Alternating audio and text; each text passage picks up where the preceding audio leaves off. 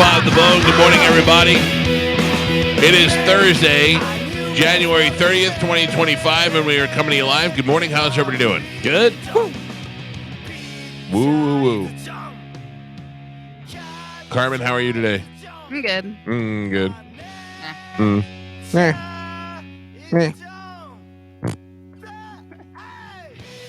I'm over my my prostate. What is it? Prostate, where it makes me feel like I gotta pee every 5 minutes. Yeah. You're cured. No. All right. No, I went to my doctor, and I said to my doctor, I feel like I gotta pee all the time, but it's like in my butt area. And he's like, okay, and he gave me an antibiotic. Did he check to see how old you were after you made that statement? I pee out my butt. Yeah. No, it I wasn't pee all the coming. time in my man butt. It wasn't coming from my butt. Oh. It just felt the pain was deriving from that area. It wasn't even pain. It was just like a pressure. So he just immediately Relieve the pressure. Well, it was Yeah. Joe. You know your mic's not on. Yes. Oh, well, No, then it is. talking He's to just it not when you're talking. not. All right. Oh, Oh, what is okay. going on? You got that? Yep. Everybody okay? Yep. Carmen, you having a stroke? Yes. Okay. So I said, I got this pressure and it's coming from my butt, and he gave me the antibiotic, and I took it, and I had to take 2 a day for 7 days. On the 5th day, I called him up and I said, I gotta be honest with you, this ain't working. It's keeping me up at night. Still feel the same way. He said, do you have any other symptoms? I said, no, everything else is fine. He said, okay, let me look at it. Let me think about it. And Let me take a peek. 2 days later, I finished my antibiotic and it went away. And I'm like, okay, but I'm going to be honest. It didn't so much go away. It did go away, but it traveled. It's not in the butt anymore. Oh, no. Where'd it go? Where'd it go? Find the ailment. It's in the, I don't know how to describe it. It's in the mushroom area. Okay. Perineum. Oh, no. Oh, I don't know the scientific words, Joe. Yeah. And I wonder now, Galvin, if you were right, if it's kidney stone. Traveled. Traveling. Oh. Oh, no. I like it. Interesting. Oh, hey. First time drinking coffee? That wasn't me, man. It's a Starbucks. They're the worst. They are. So now I think I may have rocks, Galvin. Oh, no. You want me to blow in your mouth? I mean, something. We're getting ready to go out of town. Oh, yeah. Bad timing. Well, I'm not really feeling a lot of pain. It's just a little uncomfortable. Right. So hopefully, if that's the case, I'll be able to flush it out. I've been drinking a lot of water. Yeah. So hopefully I'll be able to. Nothing inflammatory. No inflammatory foods you want to be eating, stuff like that. No. In fact, I went over what I'm eating in New Orleans. Like I get in New Orleans, I'm bringing protein shakes with me. I'm going to have crawfish, but nothing like I'm not into any of that fried stuff like fried frog's legs or anything that else that New like what the only other thing that they have there that I'd want is the beignets, and I could pass that up. The beignets are amazing. If I don't go to the Cafe Du Monde, then I won't worry about the beignets. We'll bring them to you. No, you won't. Oh. Why? Beignets, some muffaladas. Yeah. I don't even know what a muffalata is. Muffalada's a sandwich that has Jambalaya. olives Oh, on it yeah. and meats and cheeses and all kind of stuff. Hate cold cuts. Yeah. The I bread's never kind of like an English muffin, but not. Yeah, it's good. Oh. Good stuff. Bread I Yeah. like. Jambalaya. Yeah, Jambalaya I do like. But if I Gumbo. could eat the crawfish during the year while you're eating the jambalaya, I'll feel better. I'll feel like I got something going on. Gumbo. Yeah. Same thing. No. There's a place It's here. I always forget the name of it, but they do clam chowder and gumbo together. Like a Manhattan clam chowder, red one? It's like they mix it. They almost like split the bowl. Right. Oh. And it's, kind of like a Miami Vice, but with New Yeah. Orleans Clam food. chowder. Right. yeah, it is so good. Yeah. It is the best thing. And yes, oh my, What I is the love difference Soup.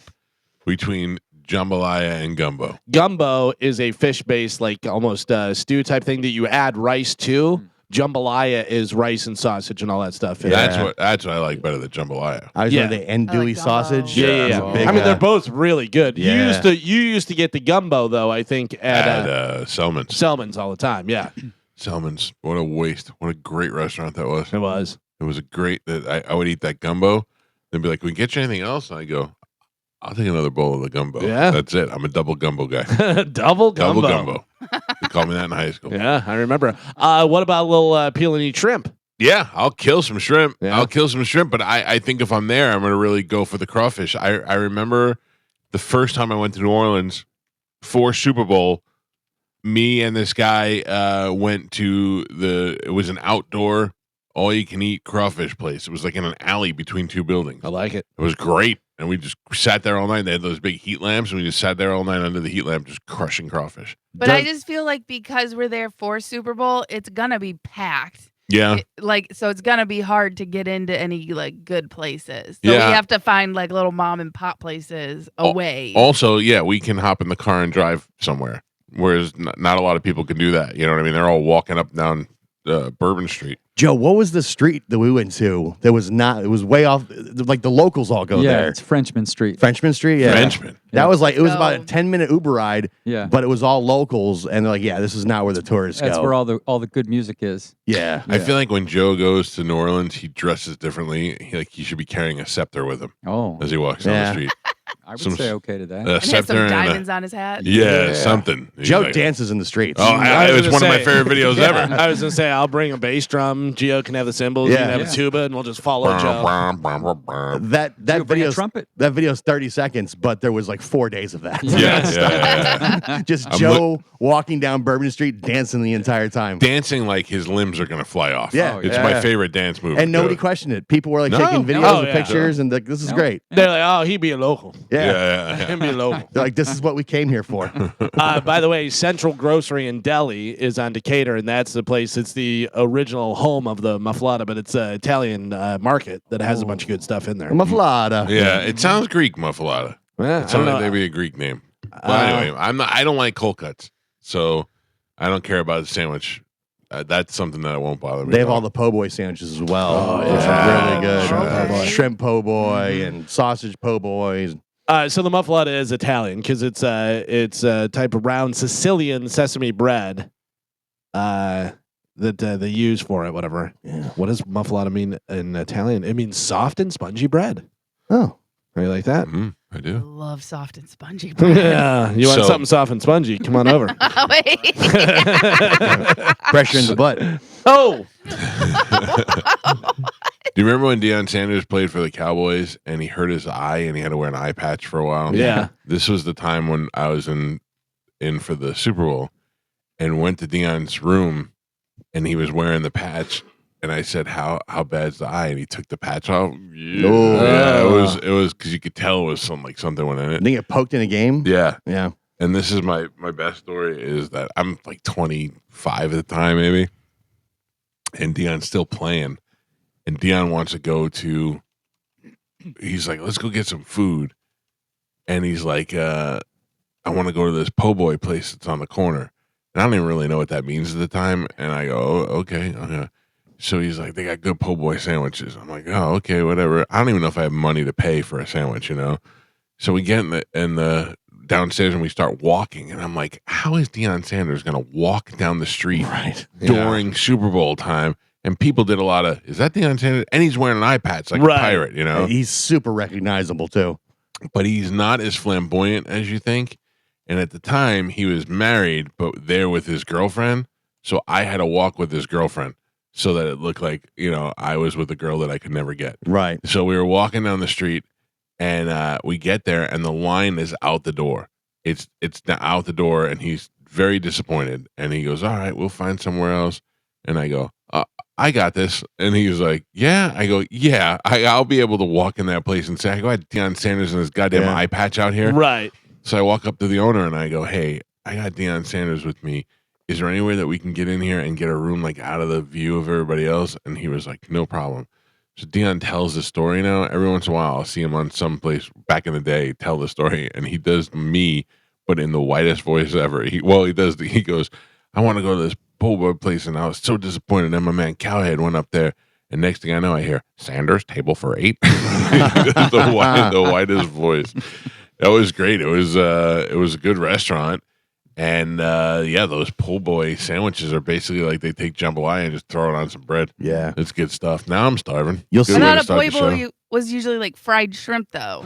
You know, they had different sandwiches. Yeah, Yeah. it's different ones. They put all kinds of different stuff on there. Okay. Yeah. Yeah, New Orleans is weird because you'll be walking down an alley and there'll be like a hole in the wall restaurant that looks like nothing, but there'll be like 50 people waiting outside, and they'll say because this place has got the best whatever. Right. And it looks like a hole in the wall, but they're waiting for the doors to open at Those 10 are the a.m. best to places. Yeah. get in. Yep. You know, I'm gonna enjoy being there with you guys because the first time that I went one time with people who didn't want to be there.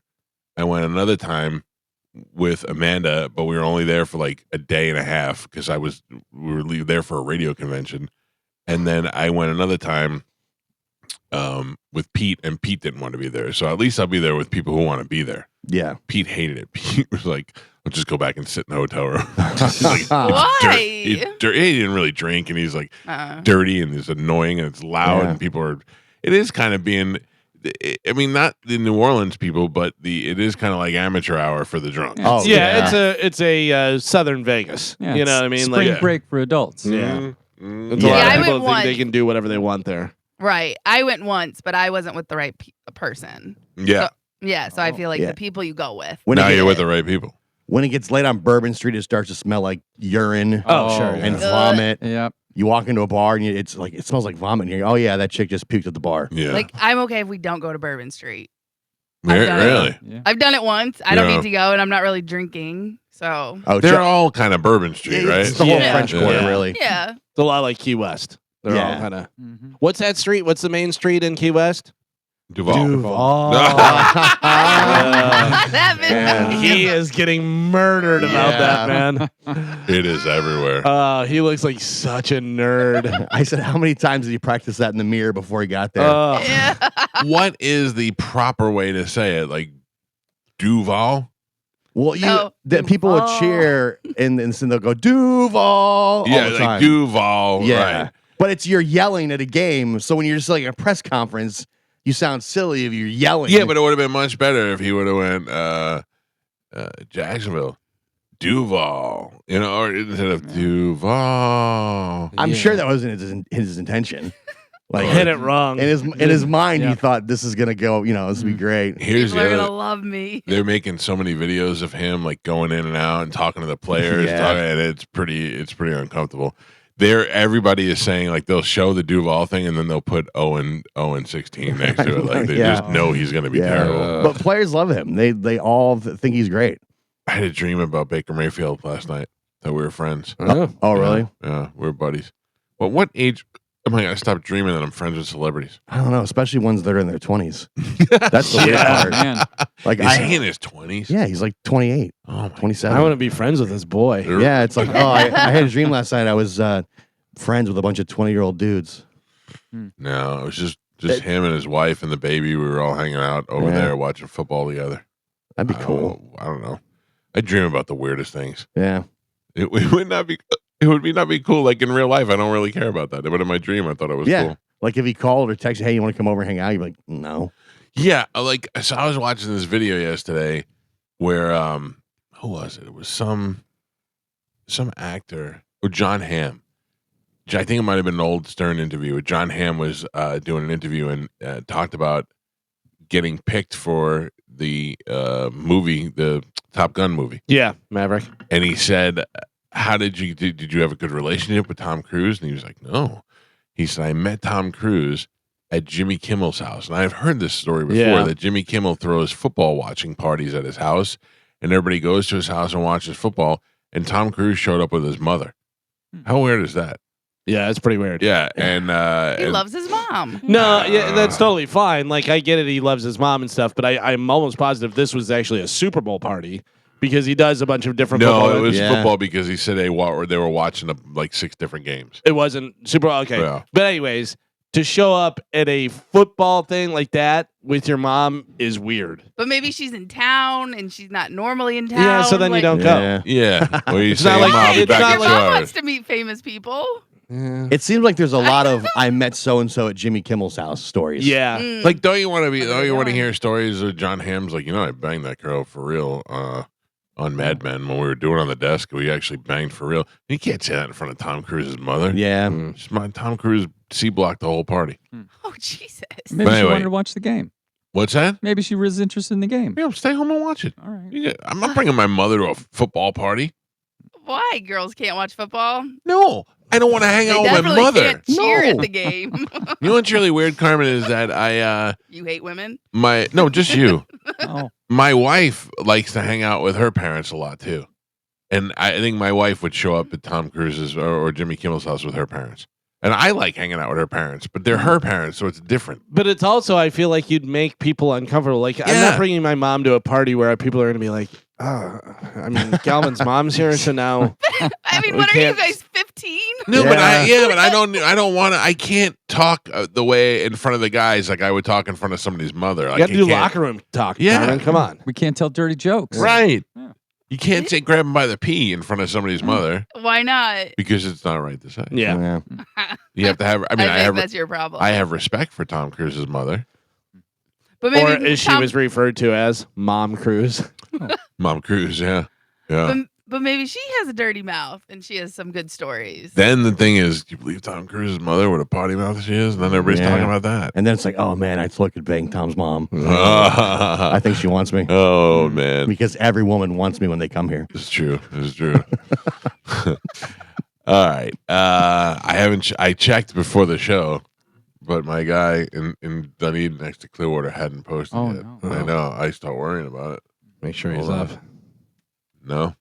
Oh wait, maybe. Oh. No, that was yesterday. Now I wonder if he got up. Dunedin next to Clearwater. Today we have a good show on the program. We have an open letter rewind, which is coming up shortly. Then, of course, we'll play Sporcle. And Cody Tucker will join us at 8 o'clock today. And then the Deep Inside the Music guys will be here. Those guys are very excited about the new episode. It is the Galvin episode. That's right. Yeah. What is it, Led Zeppelin, I assume? No, it's actually Alice in Chains. Oh, All right. Alice in Chains. Oh. Another one of my favorites. Interesting. I like Alice in Chains, but they were so different from the other bands Yeah. that were out at that time. Yeah, it's funny because a lot of people put them in grunge, and they're not grunge. They're a lot more metal than grunge, I think. But they're great. They're such great musicians, and And that guy got a hold of the drugs. yep, Yeah. yep, And that's what ruins everything. yep. Too bad. I asked Pete the question last night. Greatest American rock and roll band. Yeah, He said Aerosmith. yeah. Yeah. Listen, it's funny because I thought about this afterwards. If you were saying what my favorite American rock band is definitely Van Halen. But Right. if you're saying the most popular, the biggest, who represents, it's got to be Aerosmith. Aerosmith. I Yeah. think the broad appeal to Right. different people is what- Crossover. Yeah. Number of because he albums. also mentioned Kiss, and I said Kiss is huge, and Kiss is definitely America, Yeah. but Kiss didn't have that broad Yeah. crossover like Aerosmith does. My mother didn't like Kiss. My grandmother didn't know who Kiss was. My grandmother knew who Aerosmith was and knew Steven Tyler's big face and the whole deal. So I think Aerosmith gets that nod. It Although- sucks they had to stop touring because Yeah. I was kind of excited for them when they were coming here. Me too. We were all going to the show, Yeah. and but then all of a sudden I thought to myself, well, the guy is almost 75 years old or whatever Yeah. it is. So And- at some point it's got to end. And I think really the good thing that you have to give credit to Steven Tyler is he easily could go out there and lip sync it and do something Yeah. people Yeah. wouldn't A know. lot of them Well, do he it. has been for a long time. Well, Yeah. you know, some help, whatever. But like, you know, the fact that he was like, "Hey, listen, we can't do it anymore. We're not going to do it. We're not going to go out there and half-ass it and do that Yeah. stuff." You know, so we're just not doing it anymore. I only saw them one time. It was years ago, and it was awesome. Yeah. It was such a good show. Yeah, I've seen them a bunch, and they've never disappointed. Yeah. And do you remember we started this big feud between Aerosmith and Kiss because they went on tour together, and I told Steven Tyler when we had him in the air, I go, Kiss went on first, and they were great. It was like, oh, your nostalgia and the Huge whole show. thing, yeah. Yeah. Then Aerosmith came on, and it was just like a different Yeah. level. It was totally, and I'm admittedly more of an Aerosmith fan. But I enjoyed watching Kiss that night. It was great. But Aerosmith came out, and you're like, now this is a band, Yeah. you know? And he said that Kiss has always been a comic book band and insulted them. And that got picked up by Rolling Stone and Yeah. all these magazines started writing about it. And I mean, is he wrong? You know what? You can't take away from Kiss how good their music Oh, it was. doesn't take away. Yeah, I mean, it's basically, the gimmick with the makeup and all Right. that stuff was genius. I mean, it was genius. Nobody had been doing it before, and everybody still robs it today. but they really put out good heavy music too. Yeah, but I mean, the success came with the makeup. Yeah, that's definitely a big part of it. But Yeah. also, if you don't have the songs to back it up, then you're just a bunch of dudes in makeup and they're like, Right. whatever. But they do have great, hooky, catchy songs and stuff, and they have a lot of great stuff. But yeah, I mean, the makeup's definitely part of it. There's some breaking news that happened a little while ago. A passenger jet with 64 people on board collided with an Army helicopter in a midair crash. They're showing it on the news now, but I can't. Oh, Arlington, so right over. Yeah, they both Over DC. crashed in the Potomac River. Oof. Yeah. So they crash into each other. Yeah, they crashed into each other. It was a U.S. Army Black Hawk helicopter and the American Airlines regional jet collided midair. It happened around 8:50 p.m. last night. Oh, I thought it's a breaking news. I thought it just happened now. No, both aircraft crashed into the Potomac River. Search operation has been launched, and all the stuff going on. So it's still details coming in and everything. The FBI senior FBI official last night said, "quote No indication of any criminality or terrorism in the crash." No, if you have a Black Hawk helicopter, it was probably flying undetected, just for security reasons in the area, and this thing, probably got it too late. Yeah, and I Imagine you think look that- up. I was just like, go ahead. I think there was a crew of 3 on the helicopter, and I think there was 60 on the. 64 64, yeah, people okay, on board. yeah. Yeah. Imagine you look up and what that sight would have been like. So, Helicopter and plane just colliding. in the sky. Yeah. Oh yeah. Yeah. The other thing I think about is the when you see it at the last second in the plane, when you're like flying. What?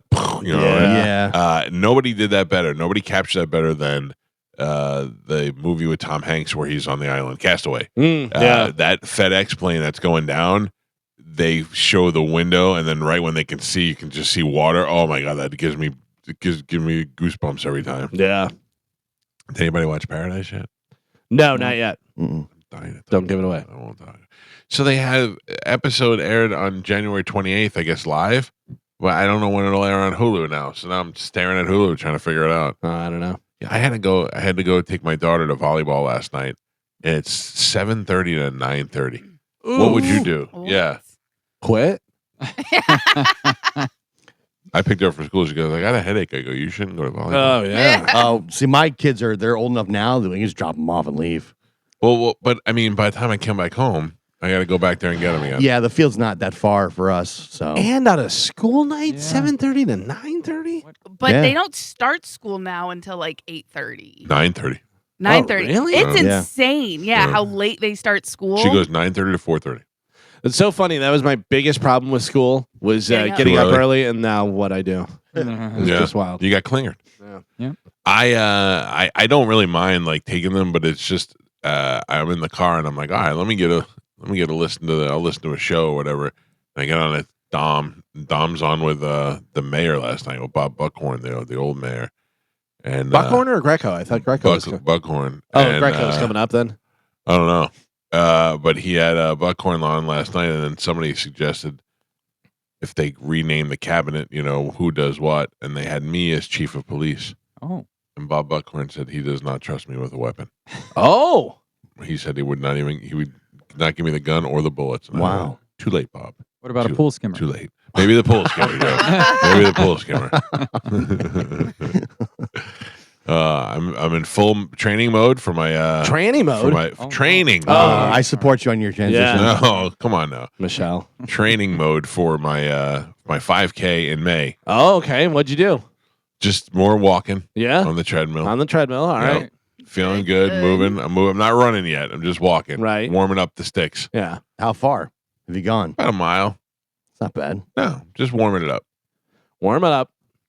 Are you going to try and run on the treadmill, or are you going to try and run outside? I'll probably run outside because I don't want to break the treadmill. No, I don't want to. I want to be used to running wherever we're going to run. Yeah, it's definitely different, and also you got to make sure you're picking your feet up all the way on the treadmill because if you don't, Yeah. you do a little do that thing. Whatever. What shoes am I wearing? What kind of sneakers am I wearing? Are they thicker heeled, flatter heeled? Well, you shouldn't be landing on your heel. First off, No, a lot of no. people think that you land on your heel, and that's why they have it. It's whatever's most comfortable. to Okay, you. but there isn't one like when you work out, they say you should wear flatter shoes. yeah, Like they said a lot of workout guys work out barefoot because it gives them better grounding. But then running, I didn't know if there'd be a difference. that way the weights can really smash your toes. Yeah. I didn't know as far as running if there was a difference. Yeah, I wear on the road. I wear my Hoka, the Clifton 9s. I wear those, and then for the trail, I have Hoka Speed Goats. Oh yeah, the speed Because they got goat. little nubs on them and stuff. Not that there's a lot of hills or anything here, but it's a little more traction for Right, you. right. You know. Okay, all right. That's good to go. It's good to know, rather. I'm Have ready you- for. Has Gio started training yet? I don't know, Gio. Are you trained yet? No, I've not started my training regimen yet. Are you gonna train at all? Yeah, of course. I don't want to be the one that's like way in the back. Behind Moose. Yeah, Have you hit any fast food places yet? I've not. So all January, no fast food. No fast food. Good. I've No not. drive-through No drive-through. or no fast food. No fast food. Let me tell you about my hell last night. Oh. After volleyball, I had to pass back 3 McFlurries, Oh, 3 yeah. large fries, 3 all just wafting under You my could just nose. have one fry. No, Just one. I know. I mean, what am I gonna do with one fry? Hey, just get the little taste. One needs too many.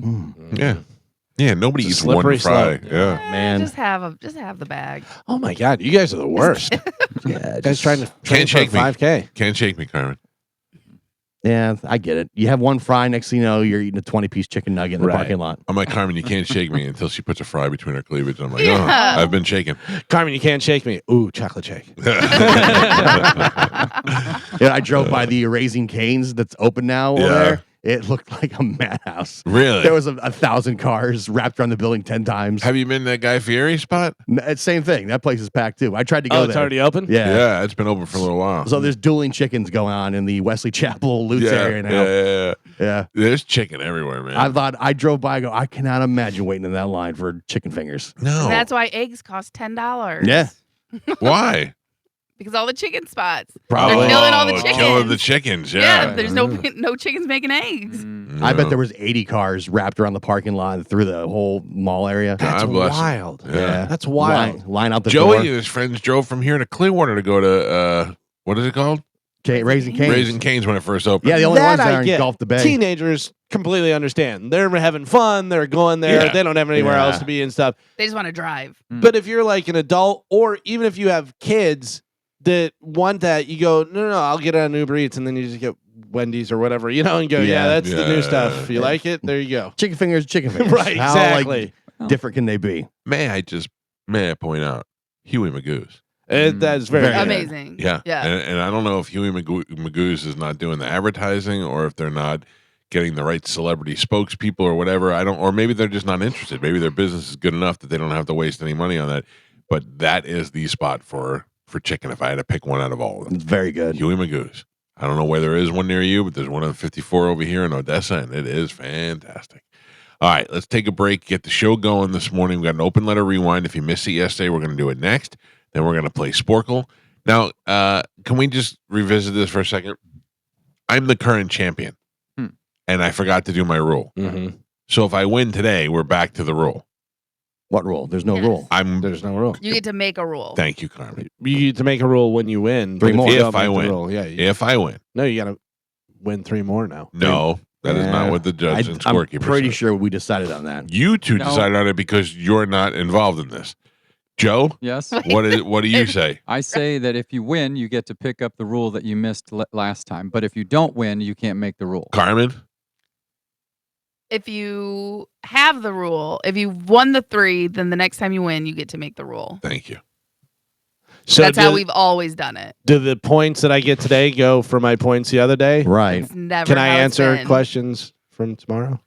It's if you know that's not how it works. And then, but if he forgets his rule, then you do not have to Right. do the rule. Right. Thank you. Thank you for your clarification. Nah, I don't like that. Well, you probably shouldn't because you're going to feel You're stupid. not going to win today. Yeah, So you're the one that Oh. forgotten, and Yeah. you're being rewarded for your forgetfulness. That's not a reward. Thank and you, Joe. it wasn't on the paper. What's not in the paper? Either way, we're going to play Sporcle here after the open letter rewind. It's the Mike Calta Show. This is 102.5 The Bone. Right now, we got stuff to give away and a little bit of Sporcle. Carmen, what is that stuff? Yes, we have a bunch of stuff. Hold on, it's reloading. Way to air break it. Oh Way to slow the Listen, show I down. can't control the internet.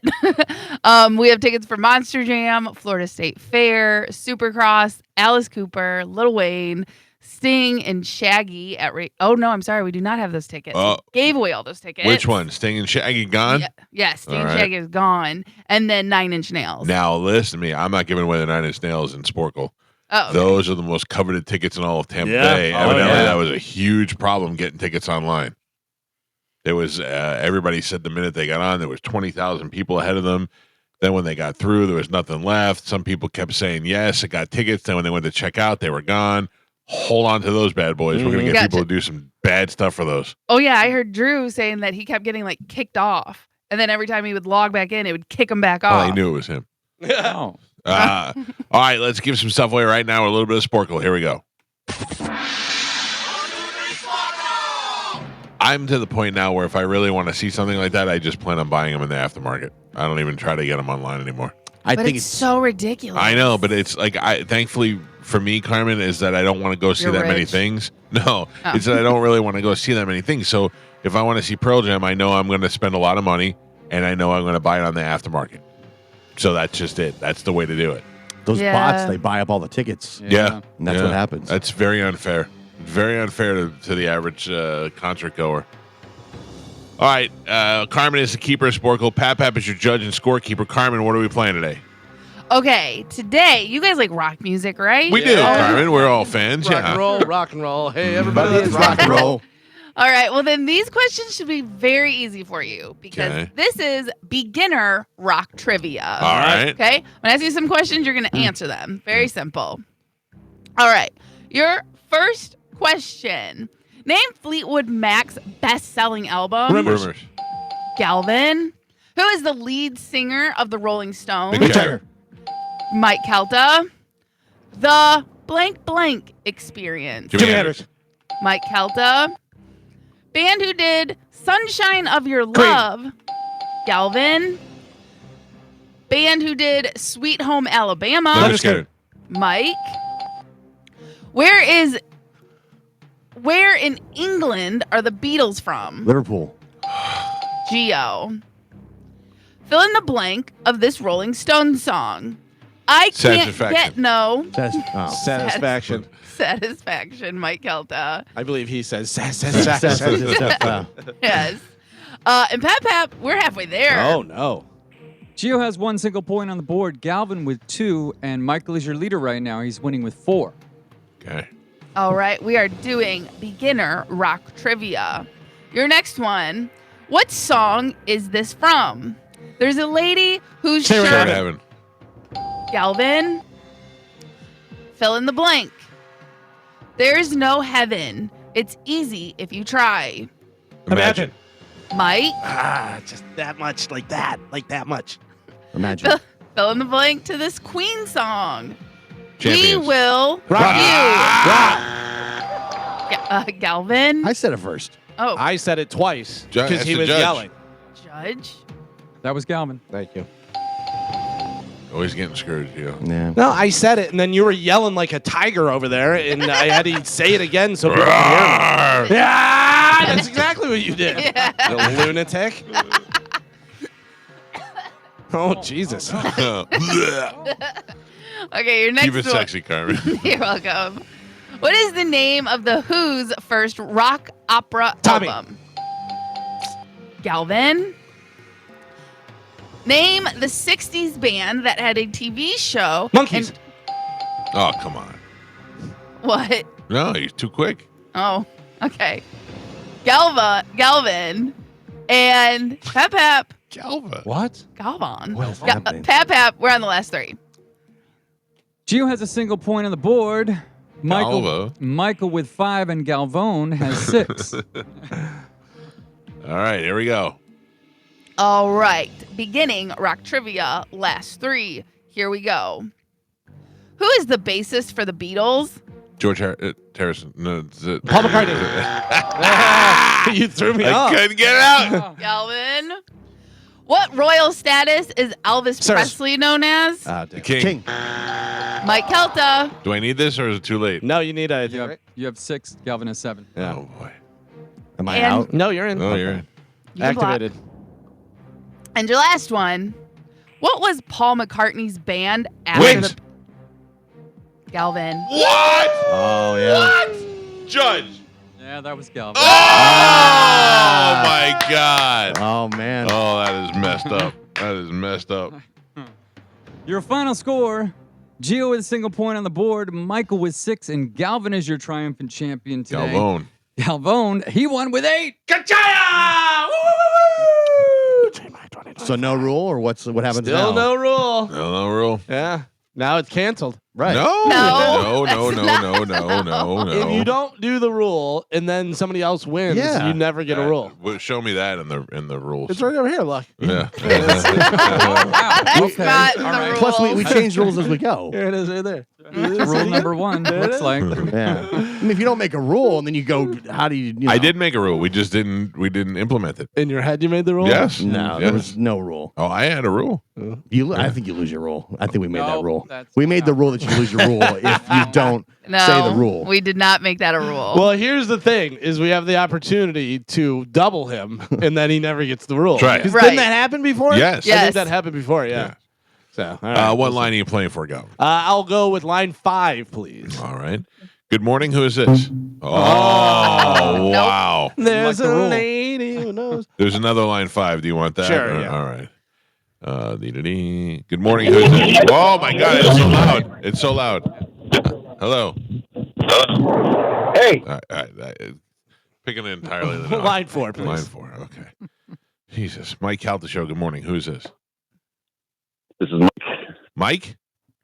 Yes, How you doing, sir? I'm good. How are you? You're the winner. I'm going to put you on hold. Carmen will grab you during the break, and we'll hook you up with a prize. Yeah. Yeah. Yeah. Now we're talking. Thank Yeah. you, sir. Hold on, please. James Carmen. from Metallica. That is line 4. I did watch against what I thought would be not my better judgment. I just didn't think I would enjoy it as much. I watched the Saturday Night Live episode on more Cowbell. Yeah. Yeah. Great. Yeah. Yeah. It was great. The skit itself is okay, but the documentary about it is really good. Like because they really go deep with these. They went and they found Blue Oyster Cult. Oh, yeah, yeah. And they interviewed the Blue Oyster Cult people and the producers of the album. Do you know what the producer's name was? Bruce Dickinson. Bruce Dickinson. Yeah. Yeah. They never Not- once referenced the real Bruce Dickinson. What do you mean? the from Iron Maiden. Yeah. Yeah, but he wasn't the actual. It's No, a- I know, but they're like it's Bruce Dickinson, the Bruce Dickinson. What's the first Bruce Dickinson you Right, think of? Is that one? exactly. Yeah. Yeah, yeah. But it had nothing to do with it. But they go and they find Bruce Dickinson and they find the other producers and they find it's actually really in depth. And they talk to each of the members of the cast that were in it, and they talk about how they didn't think it was going to be successful because it was mediocre in the run through.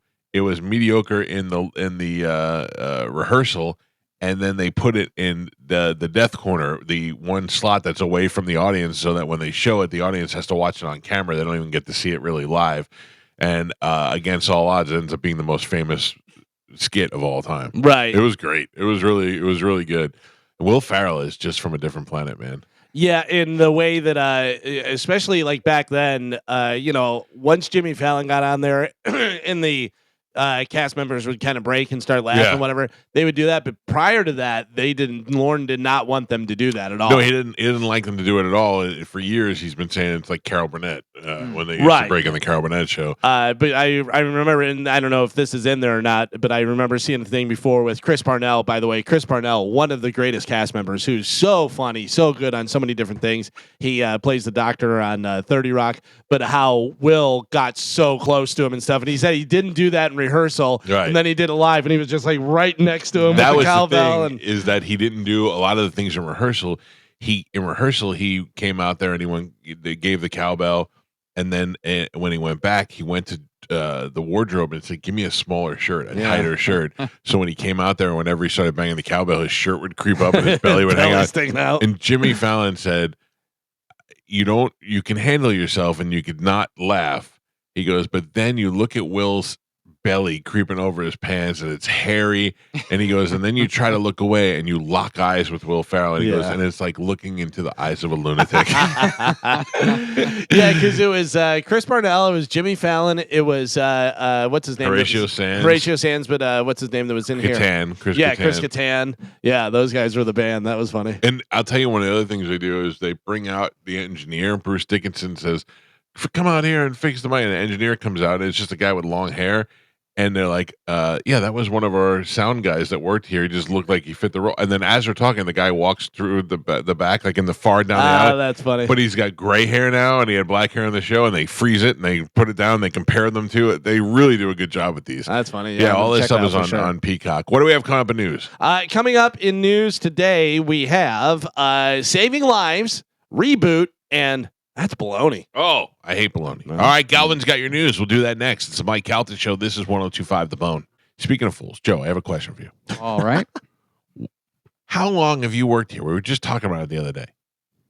16. 16 wonderful years. 16 wonderful, glorious, beautiful years, Michael. 16 years of, would you say, recording the show and broadcasting it live like it currently is being broadcast on Bone TV and on YouTube simultaneously right now? Yes, I feel like this is going down a bad road. What's going to happen? I'm just asking a question. Okay. Let me know when I'm wrong. The man's an innovator. No. He's without a doubt. Yeah. You're without correct. a doubt. Joe did something with Bone TV by putting it on the internet that nobody else had done before to put it exclusively on the internet. No one maybe thought not, it would maybe work. not nobody in the world, but nobody was doing it on the reg like they do now. No one was doing it with radio for sure. I didn't think it would work. No And one you did. said to me, Michael, there's a need for it. People wanting it, the content, blah, blah, blah. I said, okay, let's try it. And it worked. Took off. And then Cox put their grubby hands on it and ruined it. Yeah, well. But we got it kind of under control now. Yes. My question is, Yes. in 16 years, Yeah. why do we still show the same videos in between on the best of stuff? We have to have. No, we have a lot. But how come we don't show that stuff? All we do is show the same. Like if I see that van breaking down when we were on the cruise one more time, it's crazy. Well, we're getting ready to go to New Orleans, so I was showing New Orleans video. Okay. Last break. That makes sense. This break, or the previous break, I have been showing cruise video because I have a ticker running that says get your tickets for the Celtic cruise. So I'm pushing the cruise. I gotta be honest with you, Joe. I asked a question, you had an answer. Yeah. There you go. Uptick. Yeah. Uptick. Well, You're on the uptick. Yep. Uptick. Maybe more current cruise stuff. Yeah. Well, we have some more current cruise stuff, and I will show it. Thank you. Yeah. That worked out great. Okay. All right. No problems. Yeah. Thank you, Joe. Yeah, you're welcome. I'm telling you, ever since you got rid of that dead weight, you've been doing great. It's Can Day, Joe. It is Can Day. He was so excited. Yeah, you know I get excited about Joe Can got Day. up and goes, oh, it's Can Day. Like it was some sort of great thing that was happening. Yeah. Jim Jones made those people think they wanted to drink the Kool-Aid. Yeah. Yeah. I'm just letting you Pretty know. impressive. Joe, thank you. You're welcome, Mike. You're a master among masters. I will tell you, Galvin, you'll be very excited and happy to know that I got rid of the newspaper that was at the bottom. Oh. It has been there actually almost as long as you've been working here. 15 years. Yeah. 15 years. End of an era. Yeah. Oh, man. Is the new one dissolving nicely or No, there's not a new one out there. Dissolving. It is kind of like evaporating into. You know how whenever you do paper mache Yep. and you dip it in the water and the flour, I forget how you do paper mache, whatever, but it was all like just It did rain a lot. It did rain. Yeah. Eventually, just like a white spot of goo, and I wonder what the hell that is. I don't know. When I pull in, I'm so distracted by the mud tracks that I mean, it's the most redneck house on the block. Sorry, I to didn't my do the mud neighbors. tracks. I did not. No, do the I know. mud It tracks. was my idiot son. Yeah. My daughter came home and she goes, Joey, you're going to kill Joey. I go, why? She goes, he drove over the grass and tore the grass up. And I go, what a moron. And then I went out there and I looked and the tracks went right to his car. Like Yeah. there was no denying who did it. Joe be witness. I back up very, very slowly. So do I. He just rolls out there like an idiot. But also half the problem is my wife's fault because she doesn't pull over far enough. And it makes it difficult to back out of there. But then the other problem is we just need to call Waterman Construction and widen the driveway. Pretty much. Yeah. Once I saw in their commercials that they do pavers, I was like, I got to get that done. If you just had an extra foot, you'd be fine. Yeah. Yeah. I park out in the street now. I'm just like, I don't want to ride over the lawn or do any of that stuff. So Yeah. Could you do the little half circle? I think So there's no backing out. I think we can, Carmen, but I also don't want just a bunch of cars in front of my house all night. You know what I mean? Like to have when you have that half circle or the full circle that goes around, then everybody gets lazy. They pull up in front of the house and just leave the car there. My wife can't. My wife has got a master's degree. She's a very smart woman, but she's not a very good driver. She can't back out of the driveway. So if she pulled her car all the way forward, she can't get out. Or she can't drive all the way down. That's backwards. why she parks at the very end? Well, she parks at the very end so that we can, now that Joey has a car, we can pass each other. But yes, she would never park all the way up front. She would only pull halfway up. She should not drive. If you can't She should not back drive out, backwards. She should not drive backwards for sure. Yeah, yeah. All right, let's check in with Galvin. He's got today's news. And now, news with Galvin on the Mike Calta Show. What do we have in news today, Galvin? Today's top story. Last night, the FAA confirmed that an American Airlines regional jet collided midair with a U.S. Army Black Hawk helicopter just outside of Washington, D.C. It happened at around 8:50 p.m. Eastern Time. Both aircrafts crashed into the Potomac River. Elite American figure skaters were on board the flight. Two Russian world champions were also among the passengers on the American Eagle flight. The U.S. figure skating said that the athletes were returning from a training camp in Wichita, Kansas. Naturally, a search and rescue operation launched immediately. The American Eagle flight was making its approach to the runway at the time of the collision. Officials said the plane split in two. Did you see the video? Yes, it had 60 passengers and 4 crew members. The U.S. Army Black Hawk helicopter had a crew of 3, according to U.S. defense officials. More than 30 bodies have been recovered, according to 2 sources. Frantic search to find crash victims in the river is underway. Late last night, a senior FBI official said that there was, quote, no indication of any criminality or terrorism in the crash. The absolute worst scenario I think that could ever happen is to get that phone call and says, you know, you're on your way to the airport. Your son's a figure skater? Yeah, you think you're gonna I'm sorry, man. This is a tragedy. We're making jokes. I'm not joking. I have bad news for you. Your son is a figure skater. Oh no! Seriously, imagine going to the airport to pick that kid up, or saying, "Hey, we got to leave in an hour to go to the airport," and getting that phone call. But how does this happen? Yeah. With today. Well, it had Russian skaters on it. It might have been Pete Hegseth's first assassination mission. You know, but I'm just saying with technology and all the radar systems and stuff that they have. Like, did you see the video, Carmen? I have not. I can't get it. It's blocked here. Are you serious? Yeah. It just looks like, the plane is flying and it's not that high. And then you just watch it almost looks like a rocket was launched. It just goes slowly across the sky right into it. So I don't know if they were... There's people everywhere, too. You can see cars going across the bridge in the back. Yeah. You were saying about getting that phone call. What about going there and you're going to the airport and you see it as you're pulling up? You know what I mean? And you go, wow, look that? at that. I wonder what that was. Right, oh, yeah. Man. That must be so horrible. If you want some good news to lift you up after that, today is Can Day. Hey. Oh, wait. That is true. That is true. For decades, live shopping staple HSN has been has had its home right here in Tampa Bay area, but that is going to end in 2025. The network's parent company will be shipping out of the Sunshine State and saying goodbye to St. Petersburg for good after 47 years. You know whose fault it is?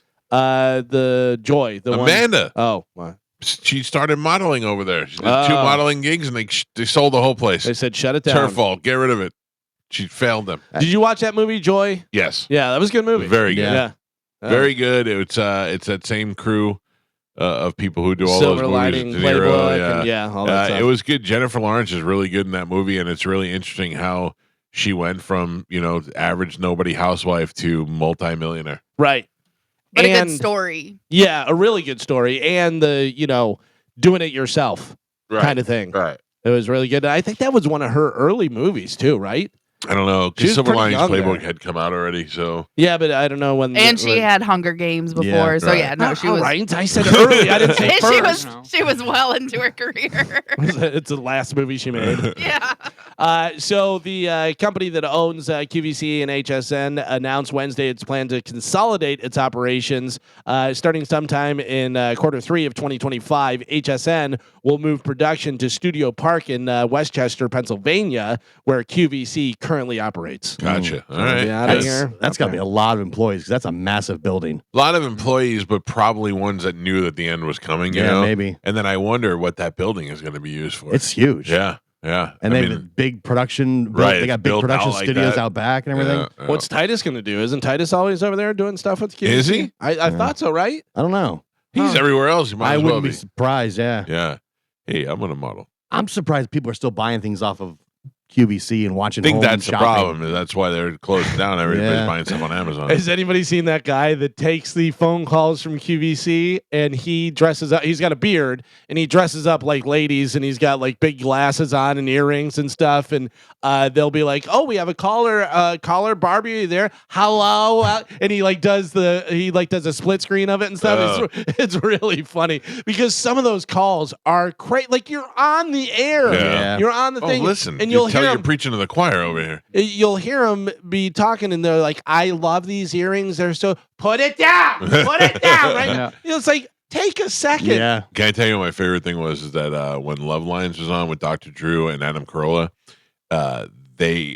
they would point out the amount of times that they would get a phone call and somebody's smoke detector battery would be dead. And you just hear the smoke detector beeping in the background. That made me laugh so much. All the time. That's so wild to me. Like, fix that thing. You know what I did? I just took my smoke detectors down. That's what most people do. No, I did. Mine are hardwired in. Right. And I don't know what they have, like a battery backup or something. So when the battery dies, it'll do that, whatever. But I have ones now that are much better. Yeah. Yeah. It was weird. They were hardwired. See, we were having that.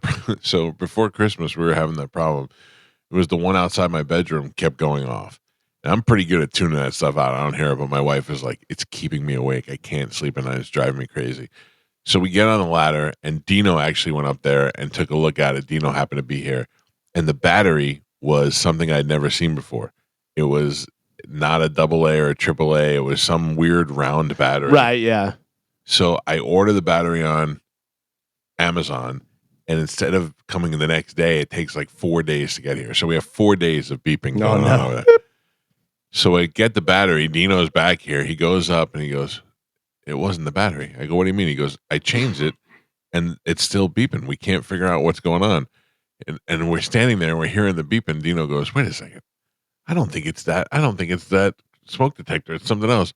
Couldn't find anything. Then finally there's a tiny little table in my hallway with picture frames on it. And there's a little drawer there. And Dino opened it up. There was an old smoke detector in that drawer. And it was beeping. It was driving everybody crazy for a month. Nobody could figure out what was going on. Smashed it right away. away. Hilarious. That's funny. Former NFL VP of officiating, Dean Blandino, says there's no conspiracy to make sure that Taylor Swift and the Chiefs get to the Super Bowl. He said, quote, 150 million people are going to be watching the Super Bowl regardless. It's enough. Stop. Yeah. I mean, look. The fact that you're saying it makes me think it's a conspiracy. Yep. Right. Like, if it wasn't anything, why would you even address it? Because has anyone seen the video of Josh Allen literally in the middle of the game, in the middle of the play, he's pointing out that the Chiefs player are holding his players, Oh, yeah. his receivers, and they don't call a thing, but it's blatant. You know what I mean? Like, how do you deny that as a ref then? Yeah. Well, that means you're not good at your job. That was one thing that Blandino should be talking about, the plays that they are so ridiculously in favor of the Chiefs. I mean, Well, we talked about it where the Bills got a first down, and then the one ref was on this side, and the other ref was on this side, and they moved back and forth, and then they're like, nope, no first down. Which is crazy because everybody could, I mean, they look at the review on everything else. I wonder how much the announcers hear from the higher ups. Don't say that. Don't, you know what I mean? Because there's a lot of times where they'll be saying something and you can tell one announcer kind of is like shying away from it, like, okay, and try to move on. And the other one's like, no, but like, that's a thing. This is happening. I know I read an article that I think one of the Chiefs owners wants to sue Tom Brady for the stuff that he said during the broadcast because he was insinuating that Patrick Mahomes was getting calls just because he's Mahomes. Yeah, but I mean, Brady gets that from knowing that he got calls because he was Brady. Sure. So it's not, you know, So his opinion. And then also, if the Chiefs owner's trying to sue him, doesn't that also show that he's, his bias and he may have something involved in this whole thing? It's all follow the money, Carmen. That's all it is. Yeah, I'm aware. It's all scripted. Yep. Like, we know. Listen, if Patrick Mahomes wasn't the great quarterback that he was, I would be like, oh, man, there's something to this. But that guy is great. I mean, he is great. But also, the problem is, would he be this great if he was getting favors? Yes.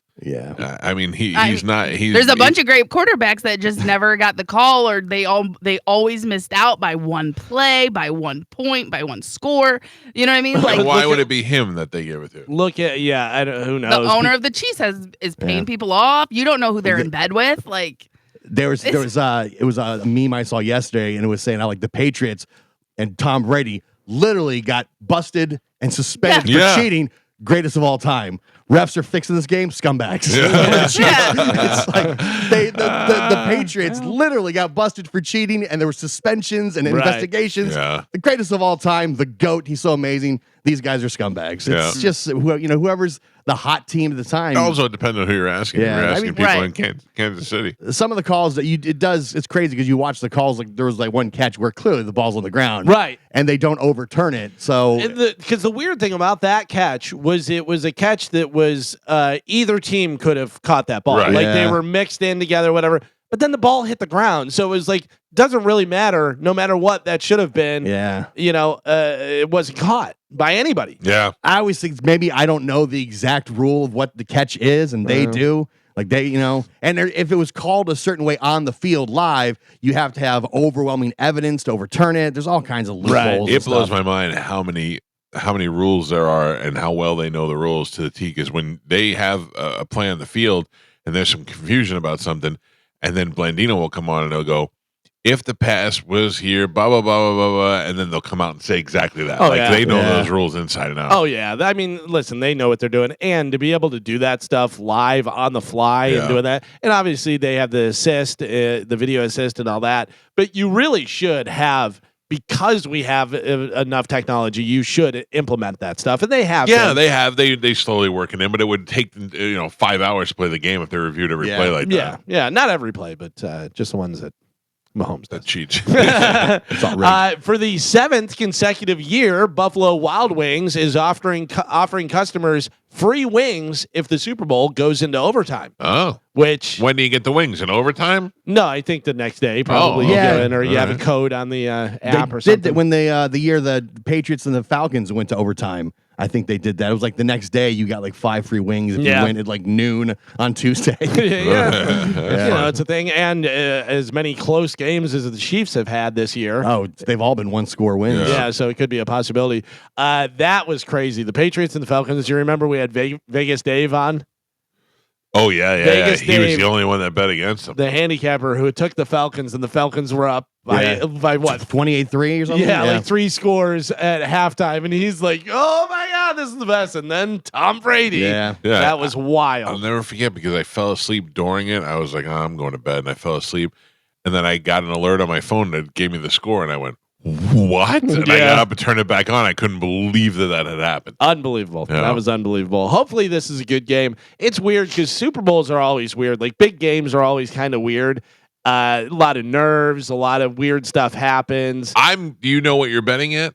What I'm betting. For the Super Bowl? Well, I already bet for the Chiefs to win at the beginning of the season. I'm betting against the Chiefs. I'm betting on Saquon Barkley on this. I'm betting Barkley with multiple touchdowns, and I'm betting that the Eagles win. So here's the thing. That's the whole thing of this, I believe, is if the Chiefs can stop Barkley, they win easily. Yes. You know what I mean? Like, that's the big thing. I think Xavier Worthy is going to be a playmaker. I think he's going to catch a couple touchdowns. Like, he's going to be a big deal in this game. So we'll see what happens. But I don't think anything can stop Saquon Barkley, and definitely not the Chiefs. But they have. Yeah.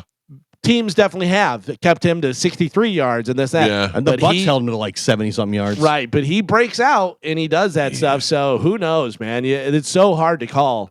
You know, I think I'm going to go for that just to have something different. You know. Yeah. well, and you know, obviously the Chiefs are the favorite, and they've been there so many times. That's the big thing is they've been there. They know what it's like. They know how to win that game. So that has a big part of it too, the experience of it. Yeah. You know, if you're a younger player, you're on the Eagles and stuff. It's overwhelming, I'm sure, to be in the Super Bowl. So the Chiefs are like, we've done this before. We've been here how many times? Yeah, but the Eagles aren't too far off. Yeah, the Eagles are 2 years ago. Yeah. Same matchup. Yeah. But So- yeah. We'll see. Speaking of the Super Bowl, we talked about it. Of course, Billy Crystal and Meg Ryan recreated the infamous diner scene from When Harry Met Sally. For those of you listening that are under the age of 45, that was a movie that came out a while ago for a Super Bowl ad for Hellman's Mayonnaise, which they released yesterday. What are they releasing all these Super Bowl commercials for? That's the thing now. They do it like before. I get a teaser thing. Like I get like a little teaser, like the Matthew McConaughey doing Mike Ditka. Yeah. Like I think that's probably going to be funny, and I think it's probably for Uber Eats. Did you see the Beckham one? No. Beckham's parents sit him down and they're like, David, we had to tell you something. You're a twin. And he's like, I always knew there was something else. And he's like, we got to find the other guy. Where is he? And they're like, he's in America.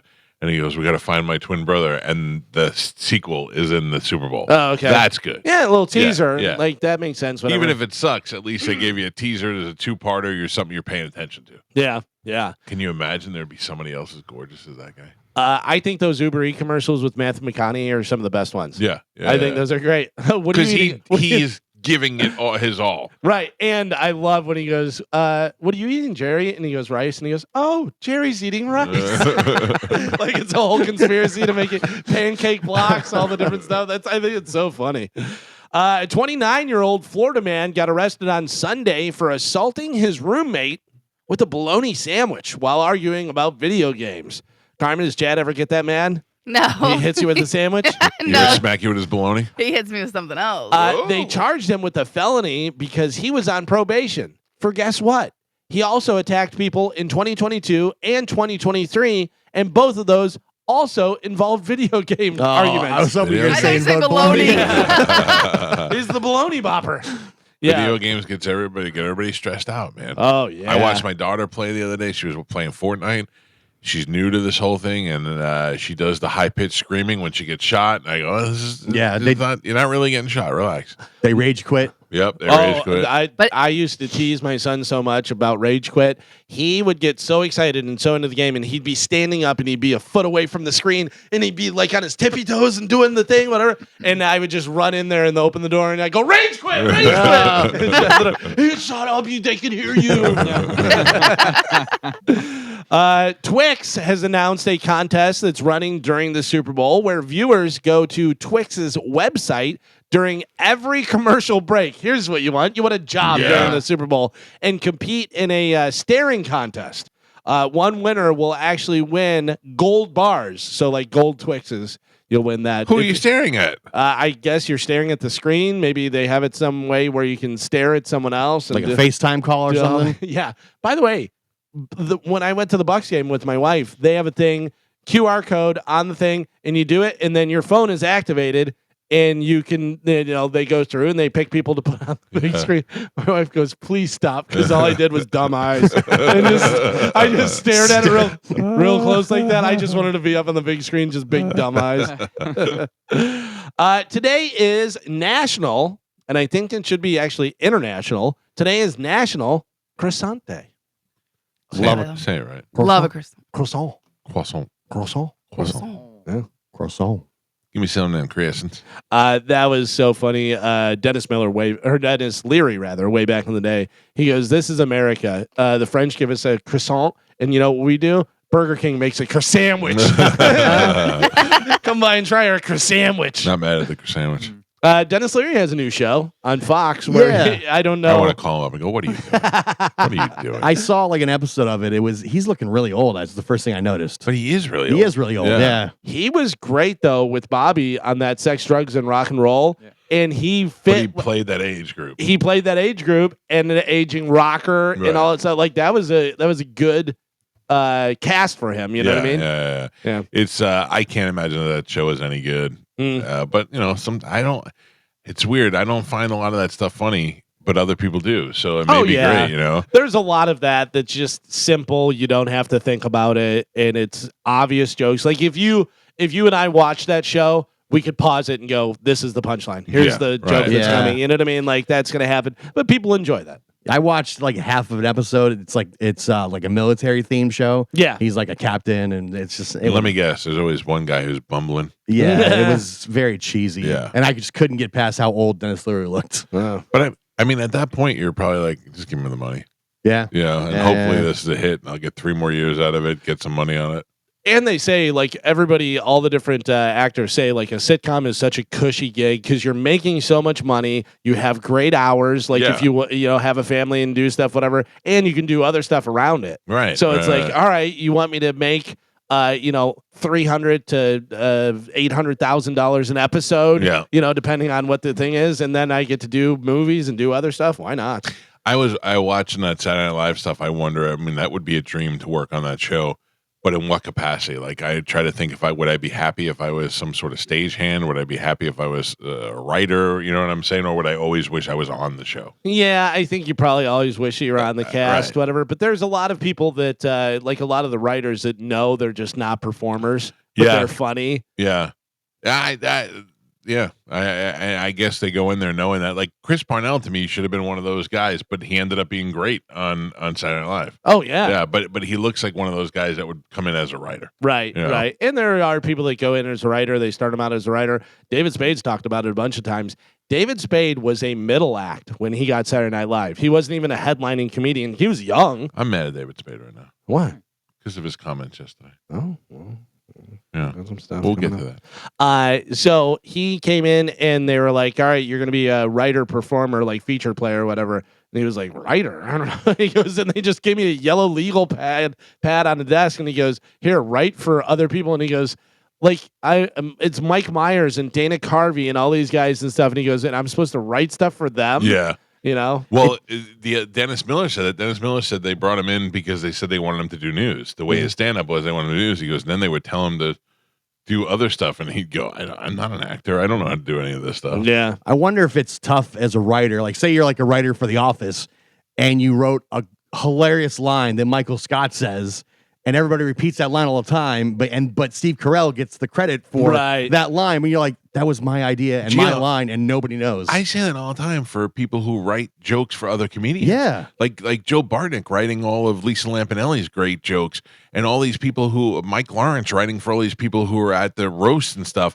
Mike Lawrence probably wrote most of Nikki Glazer's funny lines for the Golden Globes. Yeah. And the thing is Nikki Glazer is making, what they say, she got $400,000 for that. Mike Lawrence probably made $20,000. Yeah. If that. They get the credit for those stuff. Yeah. And it's like, wait, I wrote that. That was my idea.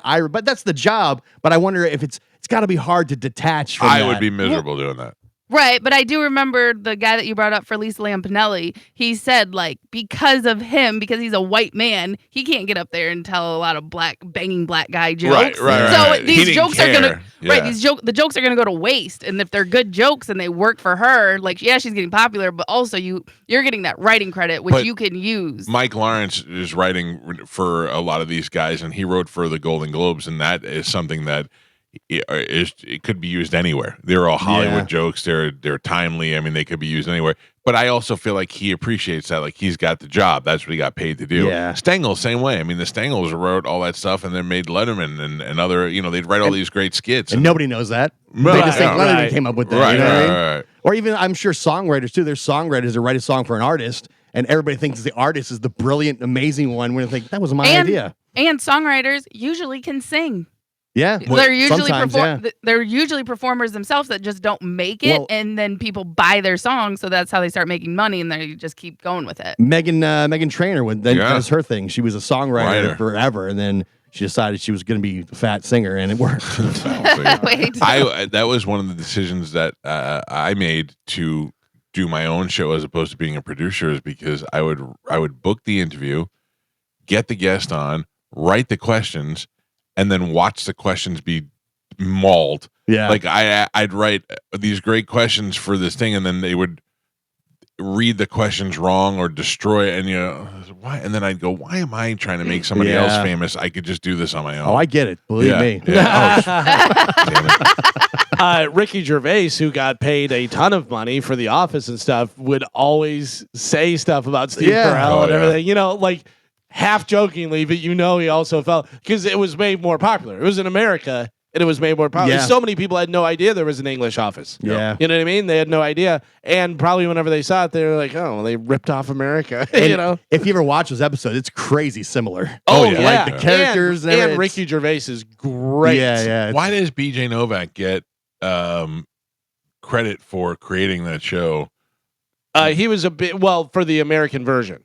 Right, but and he was one of the main writers and producers of that show. Yeah, like he had a lot. His hand was in it. And I don't even think he wanted to be in the show originally. That wasn't the plan. And then he was a character or whatever. But in that, Greg Daniels, by the way, he's got the Midas touch. Like that guy's had so many different hit things that he's done.